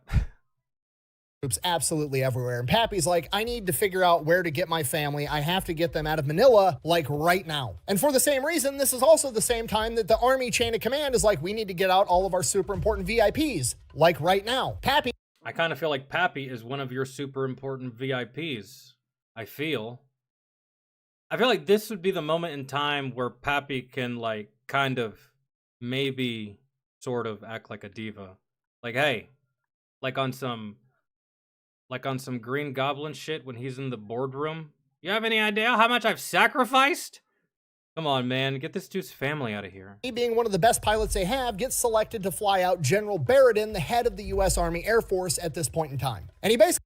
My family better be on that plane, otherwise I'm not flying that guy. tells him, no, sorry, I gotta get my family out. I've got more important shit to do. My man! Get shit on, General. You were probably just sitting in an office doing nothing anyways. You don't need to go anywhere. To do what? To do what? You ain't doing nothing. This point in time. And he basically tells him, no, sorry, I gotta get my family out. I've got more important shit. It was a general, right? I hope it was a general. Salty ass. Army chain of command is like, we need to get out all of our super important VIPs, like right now. Pappy, being one of the best pilots they have, gets selected to fly out General Barradin, the head of... Nah. Dude, you're not that important. I feel like generals overestimate their importance in situations like this. You do zero heavy lifting here. You will not affect the battlefield. Sir, you're not a priority. Stop it. The U.S. Army Air... No, not Siri. I said sir. Stop listening. Air Force at this point in time. And he basically tells them, no, sorry, I got to get my family out. I've got more important shit to do. Figure out how to get your own VIP to Australia. At which point he is ordered to take General Barradin, and he is assured by the chain of command that Manila is going to be defended. He will have time to make it back and then save his family. It's working. So he does it. He follows orders. He flies General Barradin and his staff to Australia, and by the time he lands in Australia, he finds out that MacArthur has declared Manila... I'd have been like, unless you're willing to actually fly the plane, how about I get my family out first and then the general? If you're very serious about keeping your promise, let me go first and then I'll take care of you. No? Fine. No deal. I don't care. I know how to fly these. Do you? Oh, and I'm your only pilot? Oh, that's what I thought. It seems to me like you're not really in a position to negotiate chain of command or make demands. You know what I'm saying? That's like the whole that's the whole point behind being behind a desk and being on the ground. You don't mean anything behind a desk to me, man. You never have. You like, I don't care, man. What? And that general is going to fly somewhere else and do the same thing that he was doing while he was there. Nothing. Nothing. You know how many generals exist that do nothing? Quite a few. An open city, and it has been turned over to the Japanese with zero resistance. His family, for all intents and purposes, as far as he knows, is either dead or put in a Japanese internment camp. Son of a bitch. Pappy flies off the fucking handle. He is pissed. He followed orders. He doesn't give a fuck about orders. And you left me out to dry? Yeah. The military bearing is on E, ladies and gentlemen. It's on E. We're past fumes. It's gone. It's gone. He doesn't care about rank. He doesn't care about the military. He doesn't care about anything other than saving his family. And he's going to do whatever it takes to get it done. And you, as a service member, would you cast aside military bearing, rank, your military, all your standing, everything that you've built for your family? You goddamn right. That's too easy of a choice.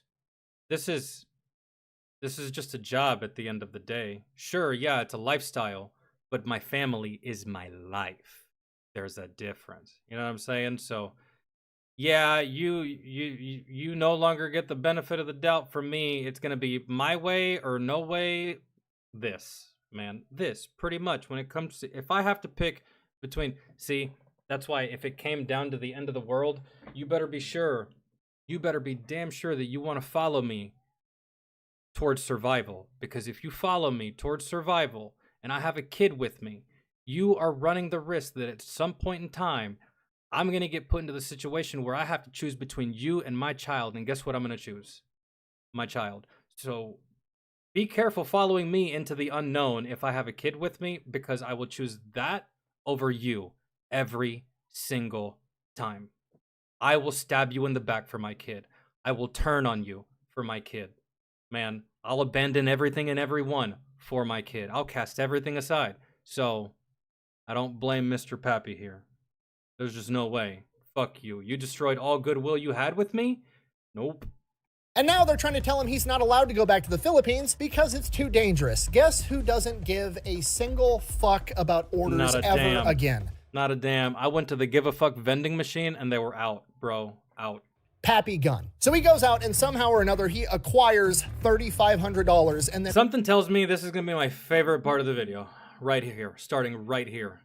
Just basically spitting in the face of authority because authority fucked me over and now I'm about to do it my way. This is gonna be my favorite part of the video. And finds somebody that's already headed back to Manila on orders, bribes them with $3,500, gives them his wedding ring and a note that says, get this to Polly at this address. And that letter tells her, have the because daddy's going in. Kids ready, pack one bag apiece, be on this road at this time, I'll be there to pick you up. 10 days later, Pappy steals a military plane, flies it into the Philippines with no escort in enemy territory, completely unguarded at night, lands it on the civilian road that he told his wife to meet him at, and he sits there and he waits, and he waits, and he waits, and his family doesn't show up. So he does the only thing he can do. He heads back to Australia. Damn it.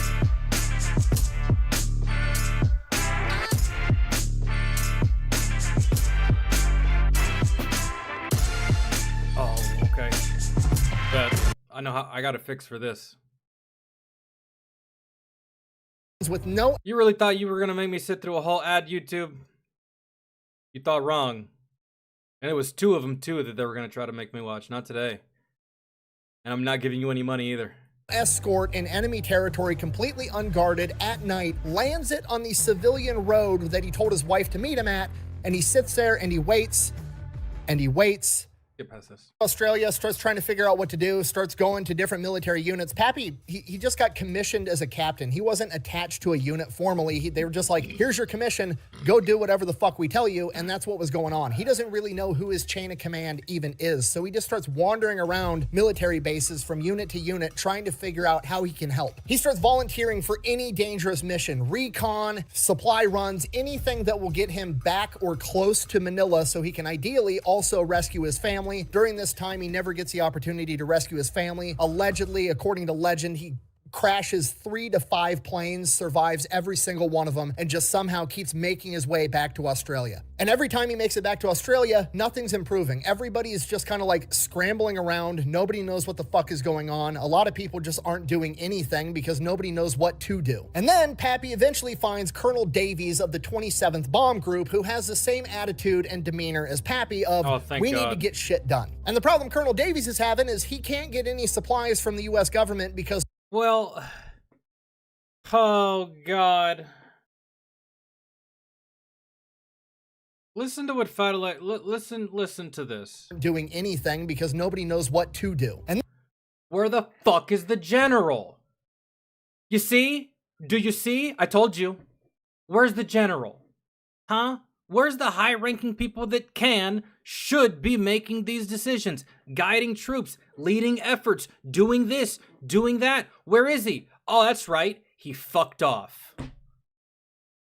My God. And then thank God for these dudes. Otherwise, we'd probably still be there with our thumbs up our asses talking about,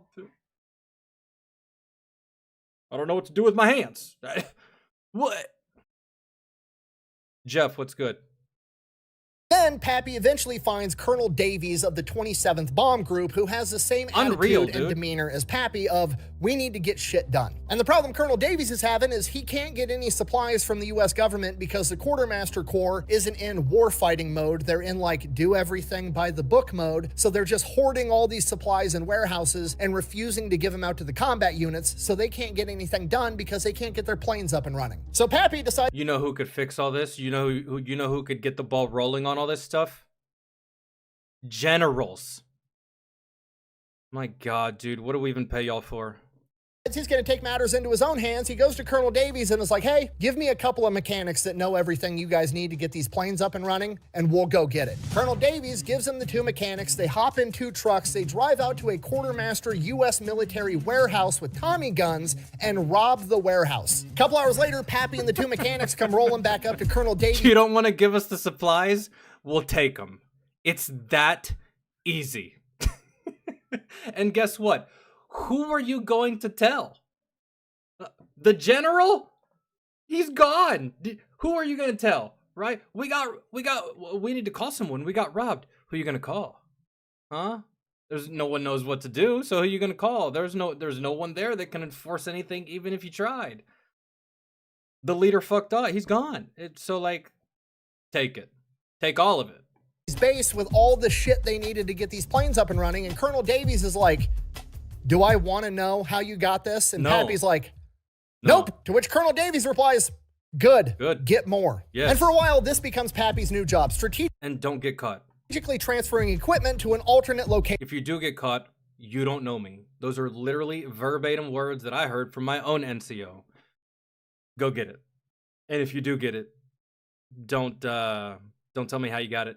And if you get caught, you don't know me. I'm not your NCO. You're not in this company. Fucking run. Got you, Sergeant. I'll be back. For Colonel Davies. Whatever he needs, he gets, and whatever he can't get, he figures out how to make. And if he can't make it on the spot, he goes out to machine shops in Australia and convinces them to make it for him. Nobody knows where he got the money to do it. He wasn't going to rob civilians. They're not the ones that... Well, you got to think, he did make a slightly lucrative living running moonshine when he was younger. Who knows? Maybe he still has some of that left over that he didn't give to his mother. I don't know. lied to him and got his family put in an internment camp, so he doesn't want to screw them over. He somehow manages to pay the Australian manufacturing shops for all the aircraft parts they need. Nobody knows where he got the money, but he amassed $16,000 in receipts, which is approximately like $320,000 today. Was all this legal? Absolutely. Pappy is a fucking man not. possessed. He's working 24/7 all the time. People are going, How do you think he got the money? I mean, he did throw military bearing to the wayside a little bit and was like, man, fuck it, y'all ain't gonna help me. I'm about to do my own damn thing. And technically, this guy didn't have a chain of command. Technically, he didn't have a unit. This was just a... Dude was like living the spy life, but without being a spy, really. And so, probably did what he had to do. they're working first shift, second shift, coming back to work, and Pappy is still there working. And this is where the legend of Pappy Guns starts to take off, and he gets the nickname Pappy because everybody's like, who the fuck is this old captain that works 24/7, doesn't need to sleep, and is willing to rob people with a gun? And after working around the clock for weeks, they finally got a bunch of the P-40s ready to get into the action, and they're gonna ship them off to Patron to help the Allied forces fight the Japanese. Only problem, for the most part, these are all rookie pilots. Navigating over open ocean is extremely difficult, and they don't know the area, so Pappy's like, fine, I'll do it myself. I will guide the P-40s there in my Beech 18. And who knows, maybe I'll be able to slip off and rescue my family. So they take off, Pappy's in his Beech 18. Dude is literally, and he's in endgame right now, leading a whole bunch of blueberries on their first mission. That's effectively what this is, man. This is your veteran player with like 1,800 hours. Everyone on his team, they just downloaded the game yesterday. Fuck it, boys. Doing it myself. Just pay attention, watch, try not to drool. I'll be back. He's guiding the P-40s. They're going to have to make multiple stops to refuel on different islands along the way, and they make it to their second refueling point, and one of the P-40s blows a tire. So naturally, they're going to leave that P-40 there, wait for it to get repaired, and the rest of the P-40s are going to continue to Baton. No, I'm just kidding. The commander is like, no, that would be too risky, because then there would be one P-40 traveling by itself, and he would be an easy target for the Japanese. So instead... Then just give that P-40 to Pappy. Of having the P-40, the warplane designed for aerial combat, travel by itself, we're going to have Pappy in his Beech 18 civilian plane with no armor, full of fuel tanks that aren't self... Why? That... ...ceiling and no... And the person that made this decision is kind of like the same rank as Pappy, I think. He said captain? Guns. We're going to have him fly back by himself, pick up a tire, bring it back, and then he can fix it because he's the mechanic. Seems fair. Or just take the plane that has defensive capabilities and offensive capabilities, go get the fucking tire and bring it back to Pappy. Oh my god.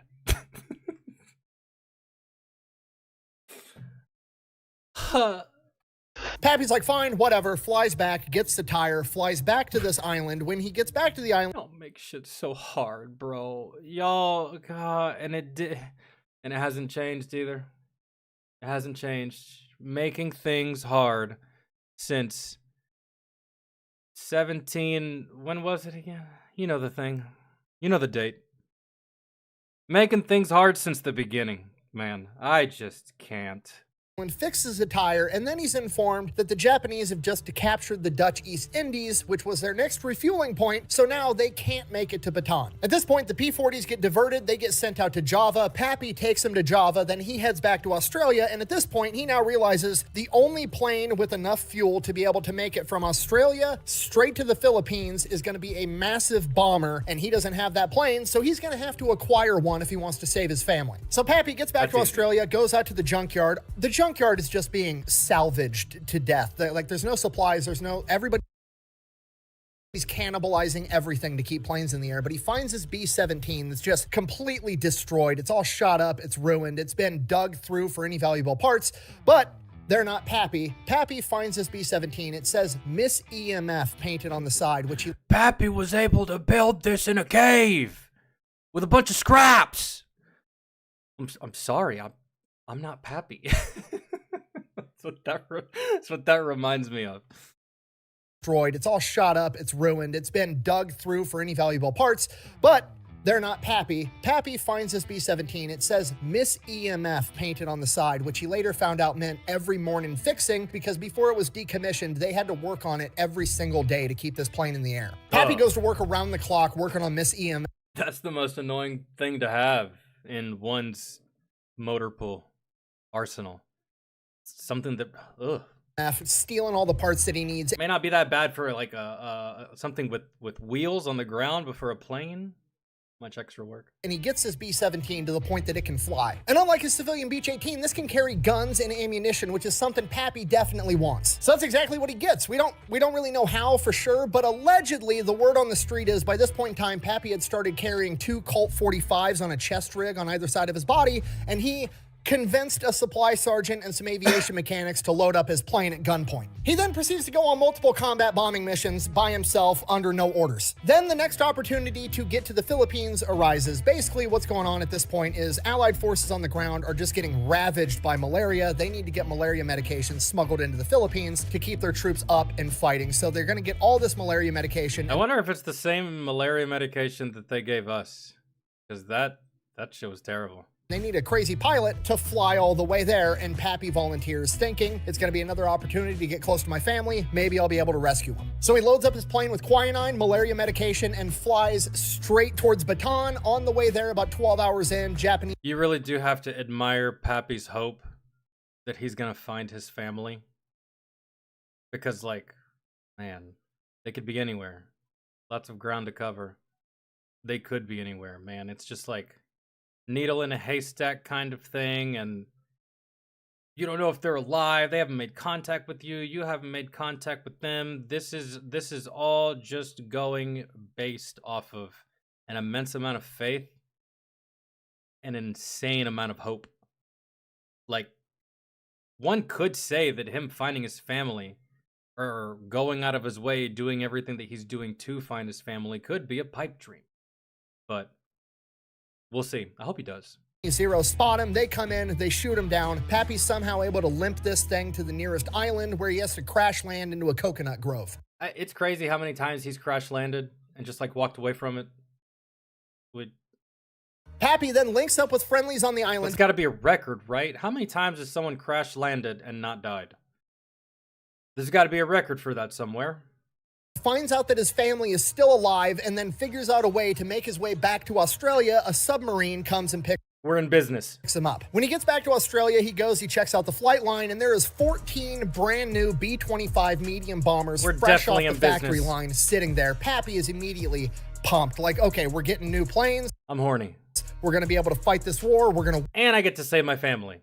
When I'm going to get my family back. Pappy starts talking with the NCO that's on the flight line, taking care of these planes, and he informs him, oh, actually, these planes aren't for America, even though they're made by America in American factories. These planes actually belong to the Dutch Air Force, which is in shambles, and they don't even have...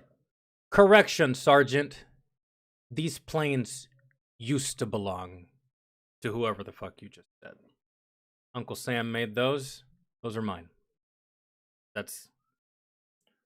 Or, I got these 2 Colt 45s right here that may sweeten it up for you to make you make the right decision. What do you want to choose, Sergeant? I suggest you choose wisely.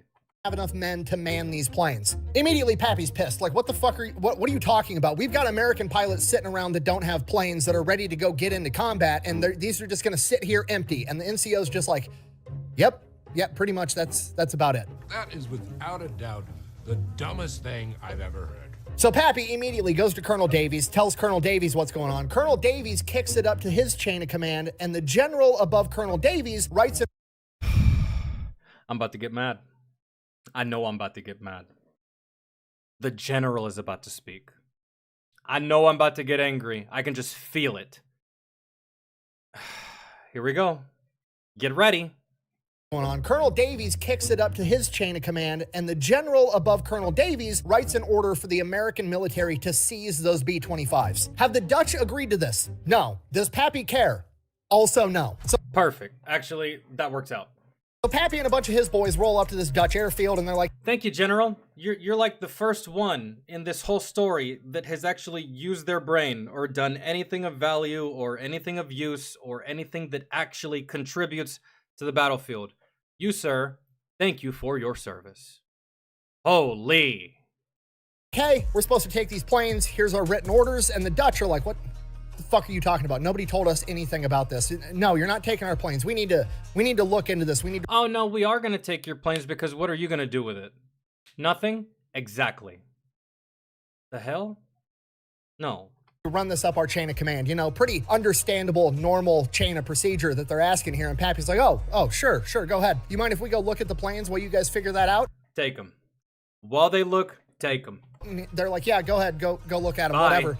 You messed up. They go in the office to check this with the chain of command. Pappy and his guys hop in the planes and just fucking take off. By the time they land back at their airfield, the Dutch have already radioed up to the American chain of command. There's some major from a different chain of command that's there barking orders saying, we need to take the planes back right now. You stole these planes, blah, blah, blah, blah, blah. Colonel... Nah, I'm gonna hit you with that King Leonidas. Come and get them. That's what you can do. Davies comes around the corner and is like, what orders do you have to make us send these planes back? And he's like, I have verbal orders from so-and-so. And he's like, cool, well, I have written orders right here, and written orders trump verbal orders, so fuck off, the planes are ours.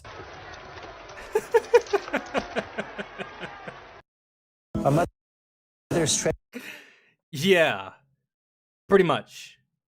Which, then again, sometimes it depends, because if you're having to wait on something written, that verbal command is going to stick until the written command comes in, but that written command already existed at the same time as the verbal one, so yeah. I mean, yeah, sure, he hit him with a loophole, but realistically, you could have just said, what are you going to do about it? What could they have done? Nothing. So, I mean, you'll stop being mad eventually. Well. Pappy has just strategically acquired an entire fleet of B-25 medium bombers. But there's a problem. They don't have bomb sights, so they're kind of worthless. The Dutch probably took the bomb sights out and then locked them up in the weapons cabinet, which would be standard procedure at this point in time. So, yeah, they're basically just giant transport planes without the ability to accurately bomb, so they're worthless. At which point, Pappy says, I'll be right back. Pappy takes off, goes back to the Dutch airfield with his Colt 45s and robs the supply sergeant and takes the bomb sights and brings them back. Pappy doesn't give a fuck. What are they gonna do? Court-martial him? They already got his family put in an internment camp. He doesn't care. So now Pappy starts learning everything about bombers, right? He's a Navy pilot. He's only done dive bombing. These things can't dive bomb. They're big conventional bombers. Dude, that's crazy, man. The balls on this dude. He robs the Dutch of 20 planes, goes back to the scene of the crime, robs the armed sergeant, and then takes off.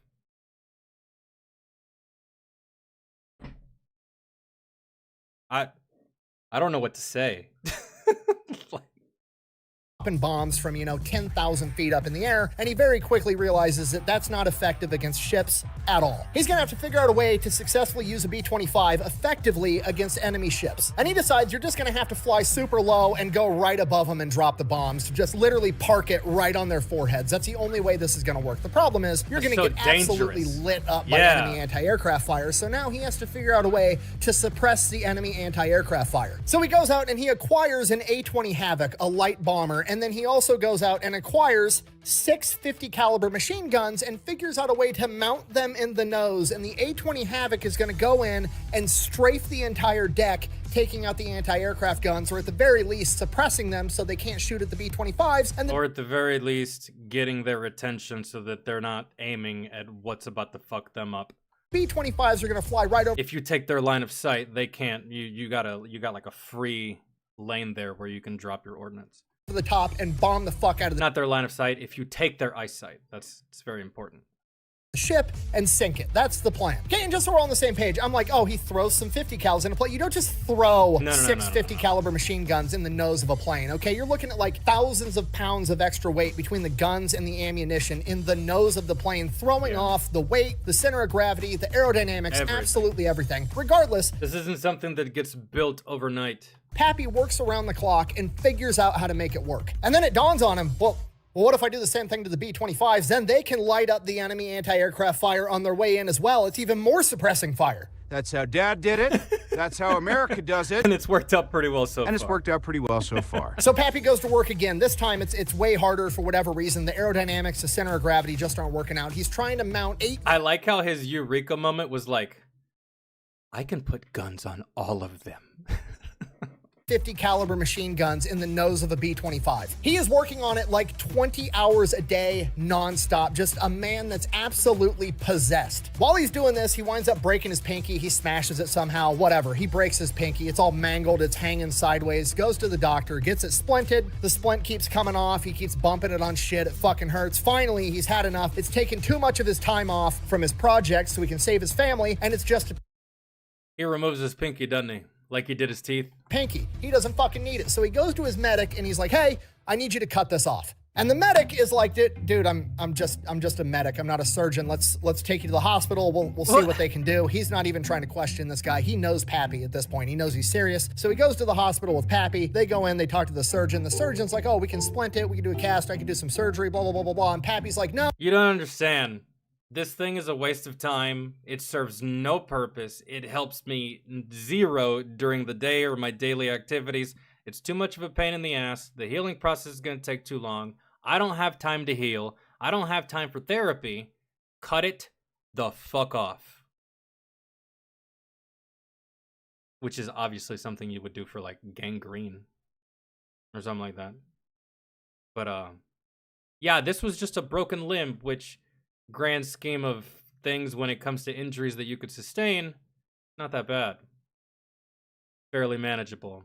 But he said fuck it. He's like, that's not time. No. Oh, just cut the fucker off. I'm busy. I don't have time for this shit. And the surgeon is like, I can't ethically do that. At which point, Pappy pulls out one of his 45s, points it at his finger, and says, you're going to cut it off or you're going to clean it off the wall. What do you want to do? The doctor cut it off. And Pappy goes right back to work with 9 fingers. I want you to imagine the scene. I've never heard something like that before. Out of all of my years of existing and out of all of my years in the service, I knew someone that lost a finger, but it was on accident. The dumbass didn't take his wedding band off. It got caught on something, ripped his finger right off. But never, and I mean never, have I ever heard of anything like that. At all. That is I think that shit might just be specific to Pappy. I've never met anyone that did that. I never met anyone that told me a story of anyone that did that. Never. Holy. Dude, he cut it off like he thought it would grow back. Like a lizard. Like, that's fine. That was the whole thought process. It's fine. And then, I mean, but really,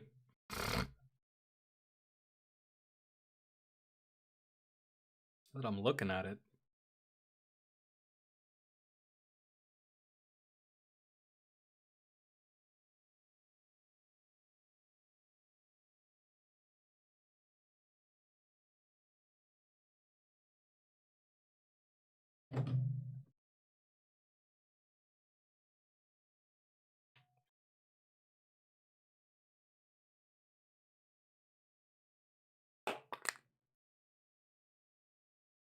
He's not wrong, dude. You really don't need this for that much. To be honest. Think about it. I just did a whole bunch of things that I normally usually do. Phone, dip, opening, hold on.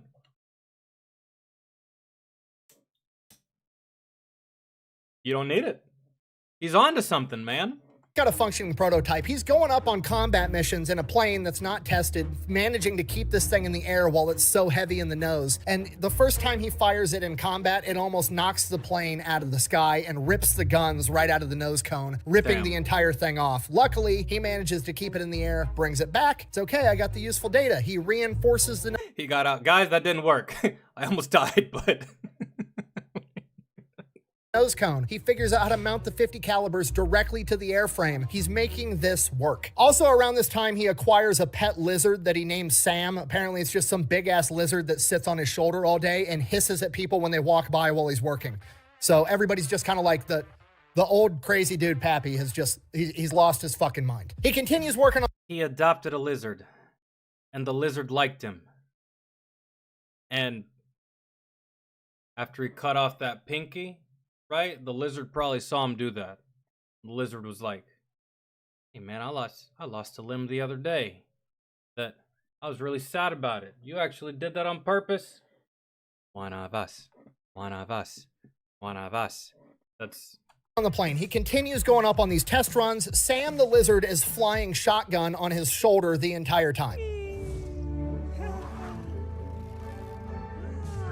Eventually, he thinks he's got it. He thinks he's perfected the design. He has made this plane work somehow, and he wants to go test it. The problem is, there's no combat missions for the day, so he takes off anyways, and he's just flying around looking for something to shoot. He flies over a farm, and he sees a cow. Pappy and Sam, it was probably Sam's idea, but Pappy ends up strafing this cow, and allegedly, the 50 caliber machine gun fire from 8 50 cals picked the cow so high up into the air that he actually flew underneath it. We even had a guy that picked up an oxen with his 50s coming off a target and flew under the oxen. He then lands his plane, goes, apologizes, pays the farmer $16, loads what's left of the cow into his plane, brings it back to the base, and that's what everybody had for dinner that night. I was gonna say, that barbecue. Regardless, the plane is, it's almost done. It's almost there. He's just got a few more things to refine, and while he's working... God, dude. Only in the early 1900s would that fly. Dude strafed a cow with 8 50s. Got out, paid the owner for the trouble, and the cow. Man, do you have any idea the shit show that would ensue if a modern day jet strafed a cow just to see if his guns were working, landed the jet, and proceeded to pay off the farmer that he done pissed off? Worldwide fucking news right there, dude. Jesus. On that, he hears that the United States Army Air Force has this new general in charge of everybody, and he's like, I don't... Oh no, here we go. Here we go. It's always hit or miss with these. Let's see. That's general. Hears that the United States Army Air Force has this new general in charge of everybody, and he's like, I don't care. It's one more bureaucrat to fucking annoy me that I'm not going to listen to. Just keep him away from me. So General Kinney, Dick Bong's boss, General Kinney, like... Oh, this guy's solid, actually. The famous General Kinney, he winds up showing up to theater. He's, getting ushered around, meeting all the leadership, and he keeps hearing story after story about this crazy 40-year-old dude that's trying to get his family back, that's going on every crazy mission they've got, and he's just working like a madman on building some Franken plane in the hangar, and he's like, I gotta fucking meet this guy. So he goes out to the aircraft hangar where he's working, and they meet. And at first, Pappy's like, fucking great. Another bureaucrat's gonna tell me I can't do what I'm doing, can't save my family, whatever. Bro, I'm telling you, man, that's always my sentiment. Sometimes there's a outlier, there's an exception, like this guy, but man, from the history books to my own personal experience, we could have went without him in a lot of occasions. I don't care. But they meet, they start talking, and he very quickly realizes that General Kinney is not only a capable airplane mechanic that knows what the fuck he's talking about, he also wants to win this war and isn't afraid to do unconventional shit. And that's the ones I want, man. Those are the best ones. Those are the best ones to have. But hey, few and far between, I feel, man. I was the only one. Because General Kinney has a pretty big history of wanting to do unconventional shit as well. He actually helped pioneer, design, and convince the American government to build 23-pound fragmentation bombs back in the day, and he has 3,000 of them laying around, so he goes to Pappy and is like, sounds like it could be pretty useful to drop those on top mid-strafing run. They got little parachutes, they float down, 23-pound hand grenades just explode all over the enemy after you strafe the shit out of them, and Pappy's like, fuck yeah, I can make that work. Yo, that's how they became best friends. They met, and General Kinney was like, I got some pretty cool bombs left over if you want to use them. And Pappy was like, we just became friends. That's I like where your head's at. He then shows General Kinney the A-20 Havoc that's already up and functioning, and he's like, I could probably mount him in here and we could drop him after we do the strafing run. And he's like, that would be perfect. Also, if you can make me more of these, there's a bunch of combat going on in Papua New Guinea on this place called the Kokoda Trail that we're having all this ground combat. I could send the A-20s in to strafe enemy ground troops on the trail. It would be absolutely devastating. So that's exactly what they do. Pappy builds 15 more of the A-20 Havocs. They go into combat at the Kokoda Trail and play a decisive factor in the victory. And Pappy Gunn's not about to let all the other pilots have all the fun in the planes that he just built, so he goes to the Kokoda Trail and conducts 5 ground strafing missions. On his 5th mission, he's up in the air with Sam, strafing enemy soldiers, and then he gets hit with shrapnel that impales his arm to his chair and ends up killing Sam, and Sam dies in his hand. Killed his dog.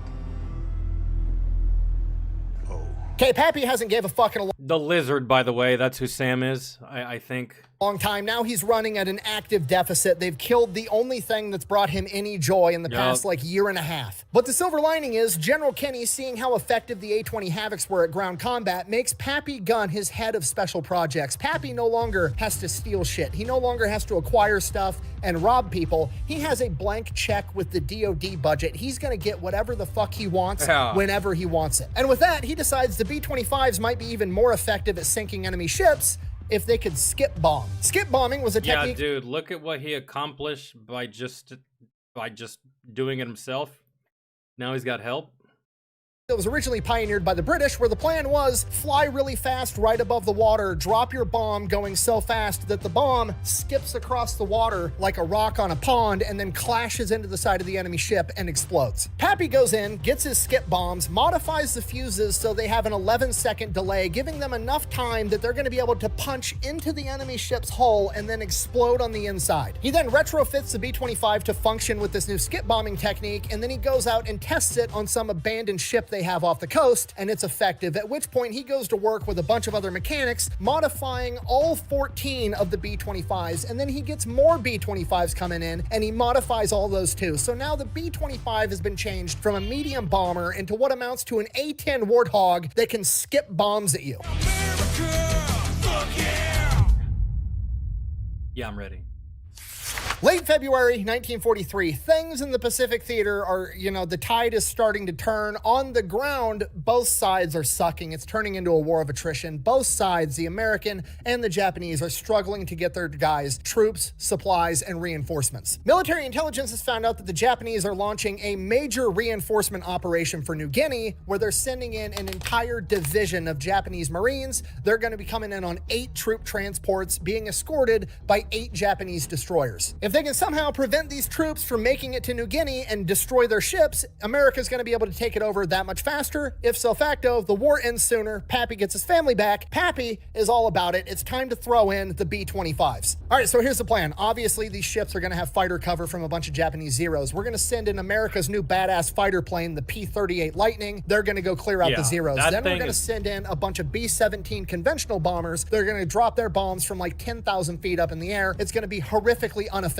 But we know that. It's part of the plan. We're not dropping those bombs because we think they're going to sink the ships. We're dropping those bombs because it's going to force the ships to break out of their formation and create chaos. After their formation's shattered, then we send in the A-20s to strafe the decks and suppress the enemy anti-aircraft, and then we send in the B-25s to suppress them even more and skip bombs right into the sides of their hulls. It's a good plan. Pappy's excited. General Kinney steps in and is like, no, you're too valuable to lose in combat. You're not allowed to go. So naturally, Pappy goes anyways. March 3rd, 1943, Battle of the Bismarck Sea. Everything goes according to plan. The P-38s go in, they take out the Zeros. The B-17s go in, they drop their bombs, they scatter the enemy formation, creating chaos. The A-20s go in, and this is where things take an unprecedented Dude, this is one hell of an operation right here. turn. You see, the Japanese didn't know that the A-20 Strafer was a thing yet. So when they saw a bunch of light bombers approaching at low altitude, they naturally assumed that they were torpedo bombers because obviously that's the only thing that could be. Now, the doctrine for dealing with torpedo bombers, if you're a ship, is to turn towards the torpedo bombers so you reduce how big of a target you are because your silhouette, because from the side it can hit you from anywhere. You're facing right at it, and that the bow, I think, of the ship's pointed, and if it hits, sometimes it can just miss or it can just like ricochet. Not that big of an area to hit there, But if you can't orientate your ship in that direction fast enough, you're kind of fucked. Because if you let them be on your full broadside, Yeah. they can hit the whole side of their ship. But if you turn to face them, they'd have to hit you dead on right on the front for a torpedo to be effective. So all their ships start turning towards the A-20 Havocs, assuming they're torpedo bombers. And what that does is it lines it up So they can get hit from the side. Dude, this is one hell of an operation. Just like wave after wave after wave, and you're throwing different kinds of ordnance, different kind of strafing runs to where even if in the moment they actually could respond to anything that you were doing, you already have another run of something different they have to react to. So even if they did react to one, they can't react to the other. They can't react to the third. They can't react to the fourth. They're essentially they're having to backpedal at this point and reassess the situation. And while they're assessing, bro, they're getting fucked up. so that the A-20 Havocs, instead of strafing width-wise across the deck, are able to strafe the entire deck from bow to stern. Yeah. I love it when a plan comes together. And those decks are covered in enemy infantry soldiers, by the way, or at least they were. Hey, did you ever kill anybody? And he goes, I threw grenades into bunkers. I go, were there people in there? He goes, there were. Yeah. Then the B-25s come in, strafing and skipping bombs right into the sides of the hull. By the time the smoke settles, they've sunk all 8 enemy troop transports and 4 of the destroyers. And the death toll for the Japanese men on board range anywhere from 3 to 10,000. Yeah. And that's it. Pappy is pretty much the driving factor and the mastermind behind the liberation of New Guinea. After seeing this, General Kinney radios back to America and is like, hey, we need to just start making the B-25s like this from the factory. He sends like the designs, the rough sketches, the gist, the idea, and the engineers back home in America are like, that's not possible. You can't put that much weight in the front of a B-25. This will never work. It's against the laws of Says the motherfuckers that don't fly B-25s or have flown one recently or probably are not even pilots either. I just cannot. physics. So Kenny is like, fuck this. Pappy, pack your shit up. You're going to America. You're going to show them how to build a fucking plane. Yeah, of course your financial. I never understood. Like, hey, we need you to do this. No, it's impossible. I literally have a plane right fucking here that calls you wrong. I wouldn't be asking you to make it if I couldn't do it. I hate these fucking people, man. They put me in the worst fucking mood. And you can just tell they've never served before. And if they have, who fucking trained you? Good God, man. Don't understand. I don't think I'll ever get it. Always standing in the way of fucking progress. Always. For whatever dumbass reason or the other. Man. Back to America, goes into this boardroom of all these engineers, all these, smart people that know what the fuck is going on, and they explain to him why this would never work, why it's physically impossible, blah, blah, blah. Well, I did it, so you can shut the fuck up and just listen. Sorry. Blah, blah, blah. And Pappy's like, it works. I've done it. We did it with like 25 B-25s already, and we sank a bunch of Japanese ships. By the way, here's a bunch of pictures because I rigged cameras up to all my B-55s too, so I could yell World Star while I... Boom! Suck my ass! Oh, that feels so good. It feels so good when you stick it to someone like that. Fuck you. Fucking did it. Fuck you. You said it was impossible? Well, I'm the fucking king. Now bow. Bow and say you're sorry. Holy shit.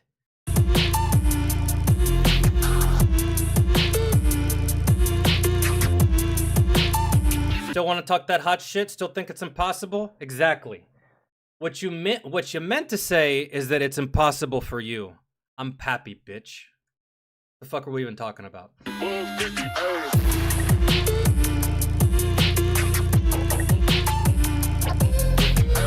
Pappy then goes and shows the engineers how he did it, and this becomes an official manufactured model of the B-25, the B-25 Strafer. How much did it hurt for all you fucking nerds sitting in that boardroom? How much did it hurt to swallow your pride when he proved you wrong? Huh? Huh? I bet it hurt a lot. Ooh, I wish I could have been a fly on that wall just to see y'all's faces. That Pappy heads back to Australia, gotta save his family, gets back to Australia, starts working as a head of special projects for General Kinney again, and then he... I don't try to tell you that y'all are wrong about the cosmos and string theory and whatever the fuck y'all talk about. Don't tell us we're wrong about something we actually did. Be quiet. Absorb the information and shut the fuck up and do it. There you go. Shaka Khan could have reached this point even faster. We probably didn't even have to sit in that boardroom if y'all just, you know... really think we would waste y'all's fucking time with some shit that wasn't real in a time of war. Not passable. Okay, I'm done. Sorry. Finds out that the engineers back in America one-upped him. They didn't figure out how to mount 8 50 calibers in the B-25. They figured out how to mount 12 50 calibers in the B-25, and that's going to be the new standard B-25 strafer. Okay, they've one-upped him. Sure. Is there multiple of them? Yes. Do they have engineering degrees? Yes. Do they have unlimited resources and didn't cobble it together in an aircraft hangar in the middle of a war zone? Yes. But also, Pappy Gun's not going to let that shit stand. He's got to one-up them back. Pappy goes back to work in his lab. You know what's... You don't even have to one-up them, so you put 12 guns on it. Cool. It started with my idea. An idea, mind you, that I tested my damn self. Would any of you fucking nerds with your degrees, would any of you have gotten in that plane on your own to test your own little experiments to see if this would work? Nope. Y'all just sat in y'all's fucking offices eating donuts talking about impossible. Nah. Ain't no way anybody could do that. I can't do it, so yeah. Nah, doesn't go. Cooler than a B-25 with 12 50 caliber machine guns. A B-25 with 4... At this point, the king has been established. It doesn't matter what y'all do after the fact. So you put 12. Cool. You would have put fucking 0 had it not been for me, okay? Let's stop that. 4 50 caliber machine guns and a 75 millimeter fucking tank cannon out of a Sherman tank. Yes, he actually does this. Not only does it work, he blow it out your ass, nerds from MIT. Actually goes out in the testing and sinks multiple enemy ships with a fucking tank cannon he mounted inside of a plane, and then it also becomes an official B-25 design, the B-25G. Oh, that y'all said was impossible. Remember that? I'm not gonna forget it. I will never forget it. August of 1943, Pappy's designs are getting mass-produced in America and sent into combat, and they are playing a pivotal role in ground warfare. They are part of the reason that we were able to win the WEWAC campaign in 1943. But this still doesn't solve the problem. Like, okay, cool, America's winning the war now, but also, I still need to get my wife and kids back, so he starts plotting on how he's gonna get back to the Philippines and rescue his family. By 1944, intelligence says that the Japanese are storing hundreds of Japanese planes in Manila on Dewey Boulevard. You know, you could just be like, you know, I'm kind of like MVP of all this thing. I said it already, but, you know, I'm kind of like MVP of all this. So how about this? Remember how like y'all kind of like sold out my family a couple of months ago, last year? Y'all remember that? Well, check it. I know that I'm the MVP here. I know I'm the best player. So, how about this? How about I do nothing else until you prioritize my family? That's it. That's it. I know it's a selfless service, but goddamn, man. No family, no work. That's it. I feel like I've done enough. I feel like this man has done enough.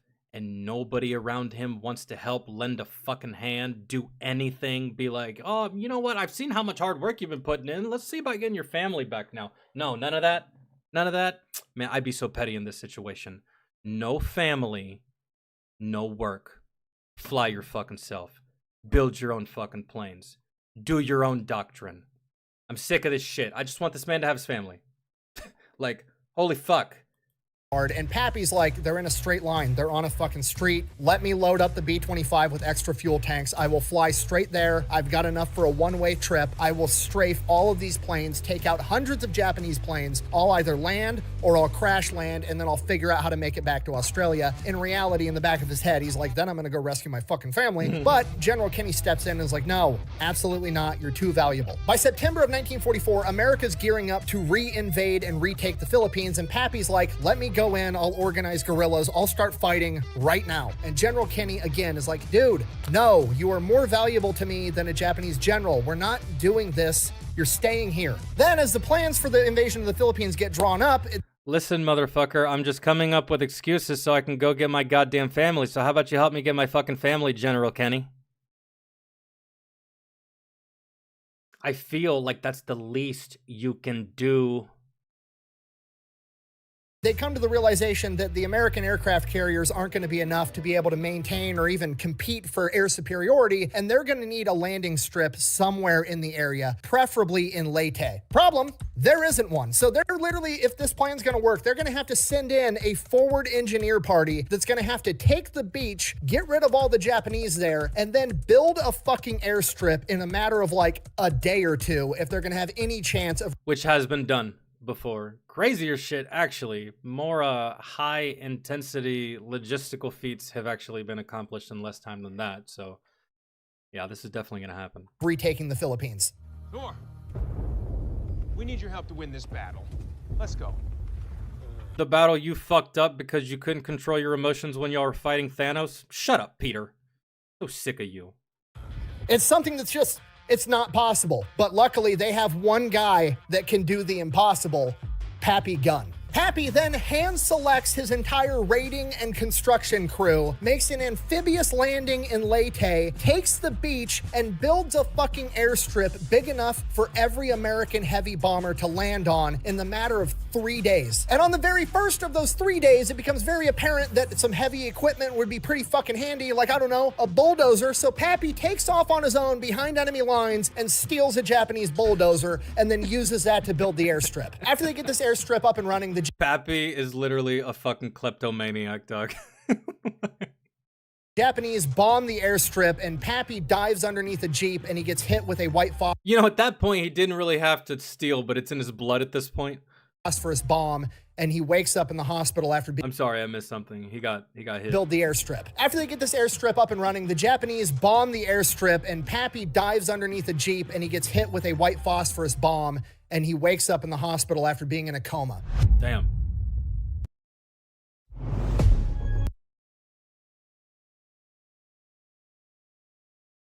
Some nice sleight of hand, man. When he finally wakes up out of his coma, he has excruciating pain that seems to be agitated by like noise. Any music, loudspeakers, anything just makes this searing pain in his arm where he was hit with this white phosphorus go crazy, so much so that it makes him pass out. The doctors evaluate him. They tell him it's all in his head. They tell him he's making it up. He's malingering. He's trying to get out of combat. They obviously don't know who the fuck. If I had the pain, if I had the energy to punch you in the face, doctor, if only. Pappy Gunn is, he's just another wounded soldier to them. And this goes on for weeks, just excruciating pain, so much so he's blacking out constantly. He feels horrible. He's like on his deathbed. It's actively killing him. And then General Kenny finds out what's going on, chews out all the doctors like, this dude's a fucking hero. He's not malingering. Trust me, I have to do everything I can to keep him out of combat. Whatever's going on, he's not fucking faking it. Check him out again. They do more and more. They check him. They finally do an exploratory surgery and find out that a piece of the white phosphorus, which is extremely fucking hot, had entered his body and seared one of the nerves in his arm, and it was still open and red and pissed off, and that's how he was getting agitated by sound. So they go in there and cut everything out, patch him up, and now he's just in the hospital recovering. And while he's in the hospital recovering, he gets more visitors. His wife and kids. Hey. While he was in the hospital, America had liberated the Philippines, including Santo Tomas internment camp, where his family was being held, and they managed to survive. After his family had been liberated... Fucking finally. It would have been dope to see him actually rescue his family, and it actually would have been even better as if someone would have been like, goddamn war hero. Suffering like this, least we can do is find his family. But no, there was never a moment. But again, dude, they just probably couldn't. They probably just, I don't know.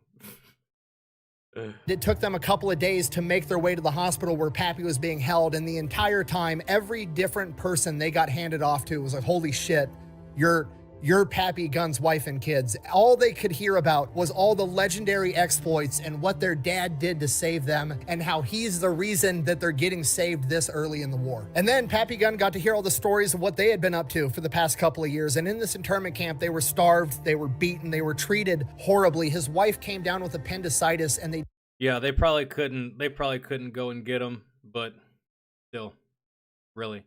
Probably hard to get into that territory. They're in internment camps. You don't want to risk going in, and then, yeah, you might be able to go in, kill a couple, but then it's an internment camp. Once they realize you're trying to liberate, maybe they just start shooting people and just scorch earth type shit, maybe. I don't know, but I was still irritated the entire time. I'm like, oh my god, dude.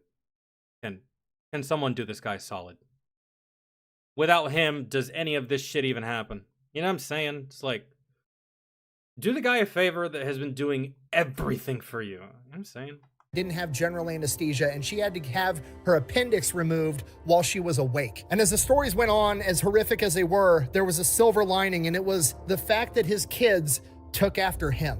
His daughter had a cyst on her spine and had to have surgery, and she was in a full body cast for months. She used that body cast to hide and smuggle intel in and out of the camp to guerrilla fighting groups. Quite literally, some of the intel that was probably used by Pappy to help save them was delivered by them. His sons would break out of the camp at night and go steal food and smuggle it back in to feed their sisters and their mom, themselves, and other people. The entire time, Pappy Gunn was fighting his ass off to get back to his family. They were doing the exact same thing to get back to him, and that is the best ending to one of the best stories I think I've ever told. Thank you for watching. Best way to support the channel is go buy some merch. That is a really good ending, and I guess the takeaway, at least for the wife anyway, would be the next time your husband tells you to go somewhere for your own safety, you just do it, right? That's pretty simple. Lesson learned. Next time, you'll make the right choice, right, ma'am? I would hope. The next World War, that just so happens to... Just saying. Fucking... that was good. I enjoyed that. Pappy was a boss. And yeah, I can't really say that I would have done anything differently to do what I could for my kids. There is actually some stuff that I would have done differently. There's just... The military is lucky that saving his family just so happened to coincide with the war effort. Because if that war effort does not coincide with saving his family, he's not doing shit for you. He's not. Because I wouldn't.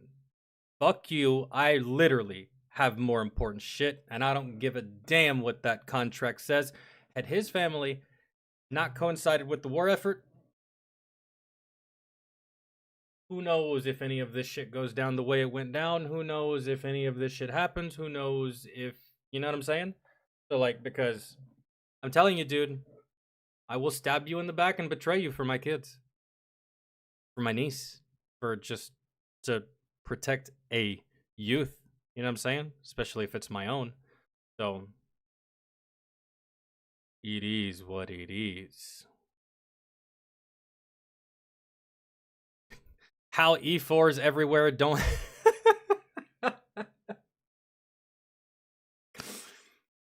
Captain Chewbacca knows me all too well. How E4s everywhere don't have a shrine dedicated to this guy is beyond me. The God of Steel. I'm telling you, dude, if you were ever an E4, especially in the Army or the Marines, you stole something. You did. You more than likely stole multiple things. You don't have to admit it to me. You don't have to admit it to anyone. I suggest you don't. But we all did. We stole something. From another platoon. From another company. From another battalion. From another brigade. That's why they tell you to watch your shit. Accountability for all your stuff. Because you're going to have an E4 that's going to come in there. And you're not going to be paying attention. He's going to snatch up that fire extinguisher. He's going to snatch up that chalk block, that drip pan, that BII, right? And the last thing you want is to be missing something, because then when it comes time for layouts, you're sitting there, you don't have it. You got fucking captain, first sergeant with a list of shit you're supposed to have, and you don't have it because you weren't watching it, and a motherfucker like me came and took it. That's on you. Watch your shit. So, yeah, that is the life of people at our rank. We steal for our NCOs. And our NCOs will disavow us if we get caught, because they're not going to run the risk. I get it. I understand it. It's like a spy, right? If you get caught, whatever country you're spying for, they're not going to admit that they know you. That's how it's like being in the E4 Mafia, man. It's like, I stole a slew of shit, man. A lot of stuff.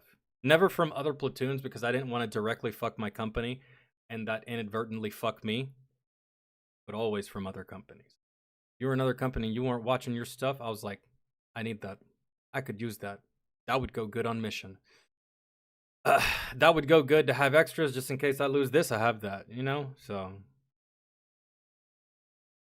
somebody said, Pappy did it in a war zone with a scrapyard. Again, I'm not Pappy. What do you want from me? Pappy was the legitimate definition of an air pirate. I got 2 guns. One for each of you. Yeah, except for when he decided to go God mode and he put 8 guns on that bitch. And then a whole bunch of fucking nerds from MIT thought they were hot shit, and they were like, aha, but what about 12 guns? Wasn't your idea, jackasses. Stop talking. I like this guy. The kind of leader that I want. The kind of leader that doesn't, like, fiddle fuck around, or wait on an order, or wait to be told what to do, or to, I wonder what First Sergeant would think about this. Let me go get his opinion. Nah, man, fuck that. Just make a decision. Pull the trigger. Go. Finish the mission. That's Pappy. That's the kind of leader I like. That's the kind of officer I like. That's the kind of NCO I like. Not the ones that are scared stiff to make a fucking decision because they're afraid of making the wrong one and First Sergeant might yell at them. Oh, God, you got yelled at. You're willing to go out there and get shot in the fucking face, but you can't take someone say... This was a good video. I liked it. The next Fat Electrician videos that we have are equally as long, so strap in for that. It won't be tomorrow or not even the next day. But in time, we will get to those.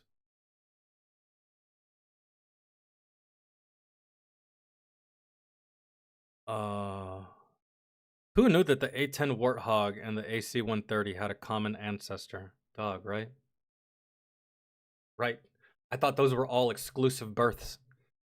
Nah. I caught myself not once, not twice, but thrice hollering "fuck yeah" out loud in my truck on a road trip listening to this story.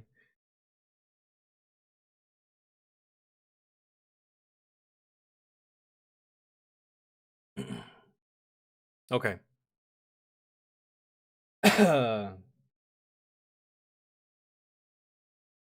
Sadly, this is the type of ingenuity that would likely be, I don't know about punished in today's military, but they, yeah, there's no, but to be fair, there's not much to everything's already been retrofitted. You know what I mean, Kevin? To do this today, we're already, like, we've already reached the pinnacle. There's not much ingenuity that one could have that could quite possibly make these aircrafts or these vehicles or these ships any better than what they currently are on your own by yourself. You know what I mean? Like, maybe back in the 80s, the 90s, definitely back when this guy served, it was kind of like a bare bones template as to what you could do with your equipment. And if you wanted to add, you could. And maybe it worked, maybe it didn't. But these days, with the modern stuff that we have, if you add or try to alter, I feel like you would just be diminishing the already established full capability of that weapon system. Not always. I'm pretty sure there is something you could quite possibly do to something current right now on your own with ingenuity. But again, I just feel like we're at the pinnacle. I don't feel like any one person today can do what Pappy did back then, because everything has already been added, everything's already been changed, shit has evolved for the better. So for someone to come in and be like, "Oh, I think I can make this better," I mean, maybe, but the odds of you making something modern better than what it currently already is kind of like it's a tall order, and it's a big reach, really, for the most part. So not so much punish, but I feel like they would just like be like, nah, it's already good for the most part. But all right, guys, gals, that's gonna do it for today's stream. Usually we don't have time for much whenever we knock out longer videos like this, but I did knock out something I wanted to do, and I'm gonna upload this. So if you guys missed any of this, I'm going to be chopping it up, shortening it down, and uploading it for y'all that want to watch it without all the ads and breaks and random rants about shit. So yeah, that's gonna do it, guys. Have a fantastic Thursday. I think it's Thursday. Yeah, tomorrow's Friday. Should be live tomorrow. If we're live tomorrow and I'm not uploading, then we will be live on Twitch. But if I don't go live tomorrow on Twitch, it's because we're uploading on YouTube. So thank you guys for hanging out. Thank you for chilling. Hopefully y'all enjoyed it. I see that y'all put a whole bunch of requests in the Discord. We'll get to those. So thank you for putting those requests in. I really appreciate it. Thank you for checking the Twitch streams and stuff like that. And thank you for the donations earlier. Forgot about that. But yeah, have a good Thursday. Enjoy your Friday. If I don't see you tomorrow, enjoy your weekend. And if y'all need anything, y'all can hit me up on Discord. And y'all can feel free to put in more requests. All right. Love y'all.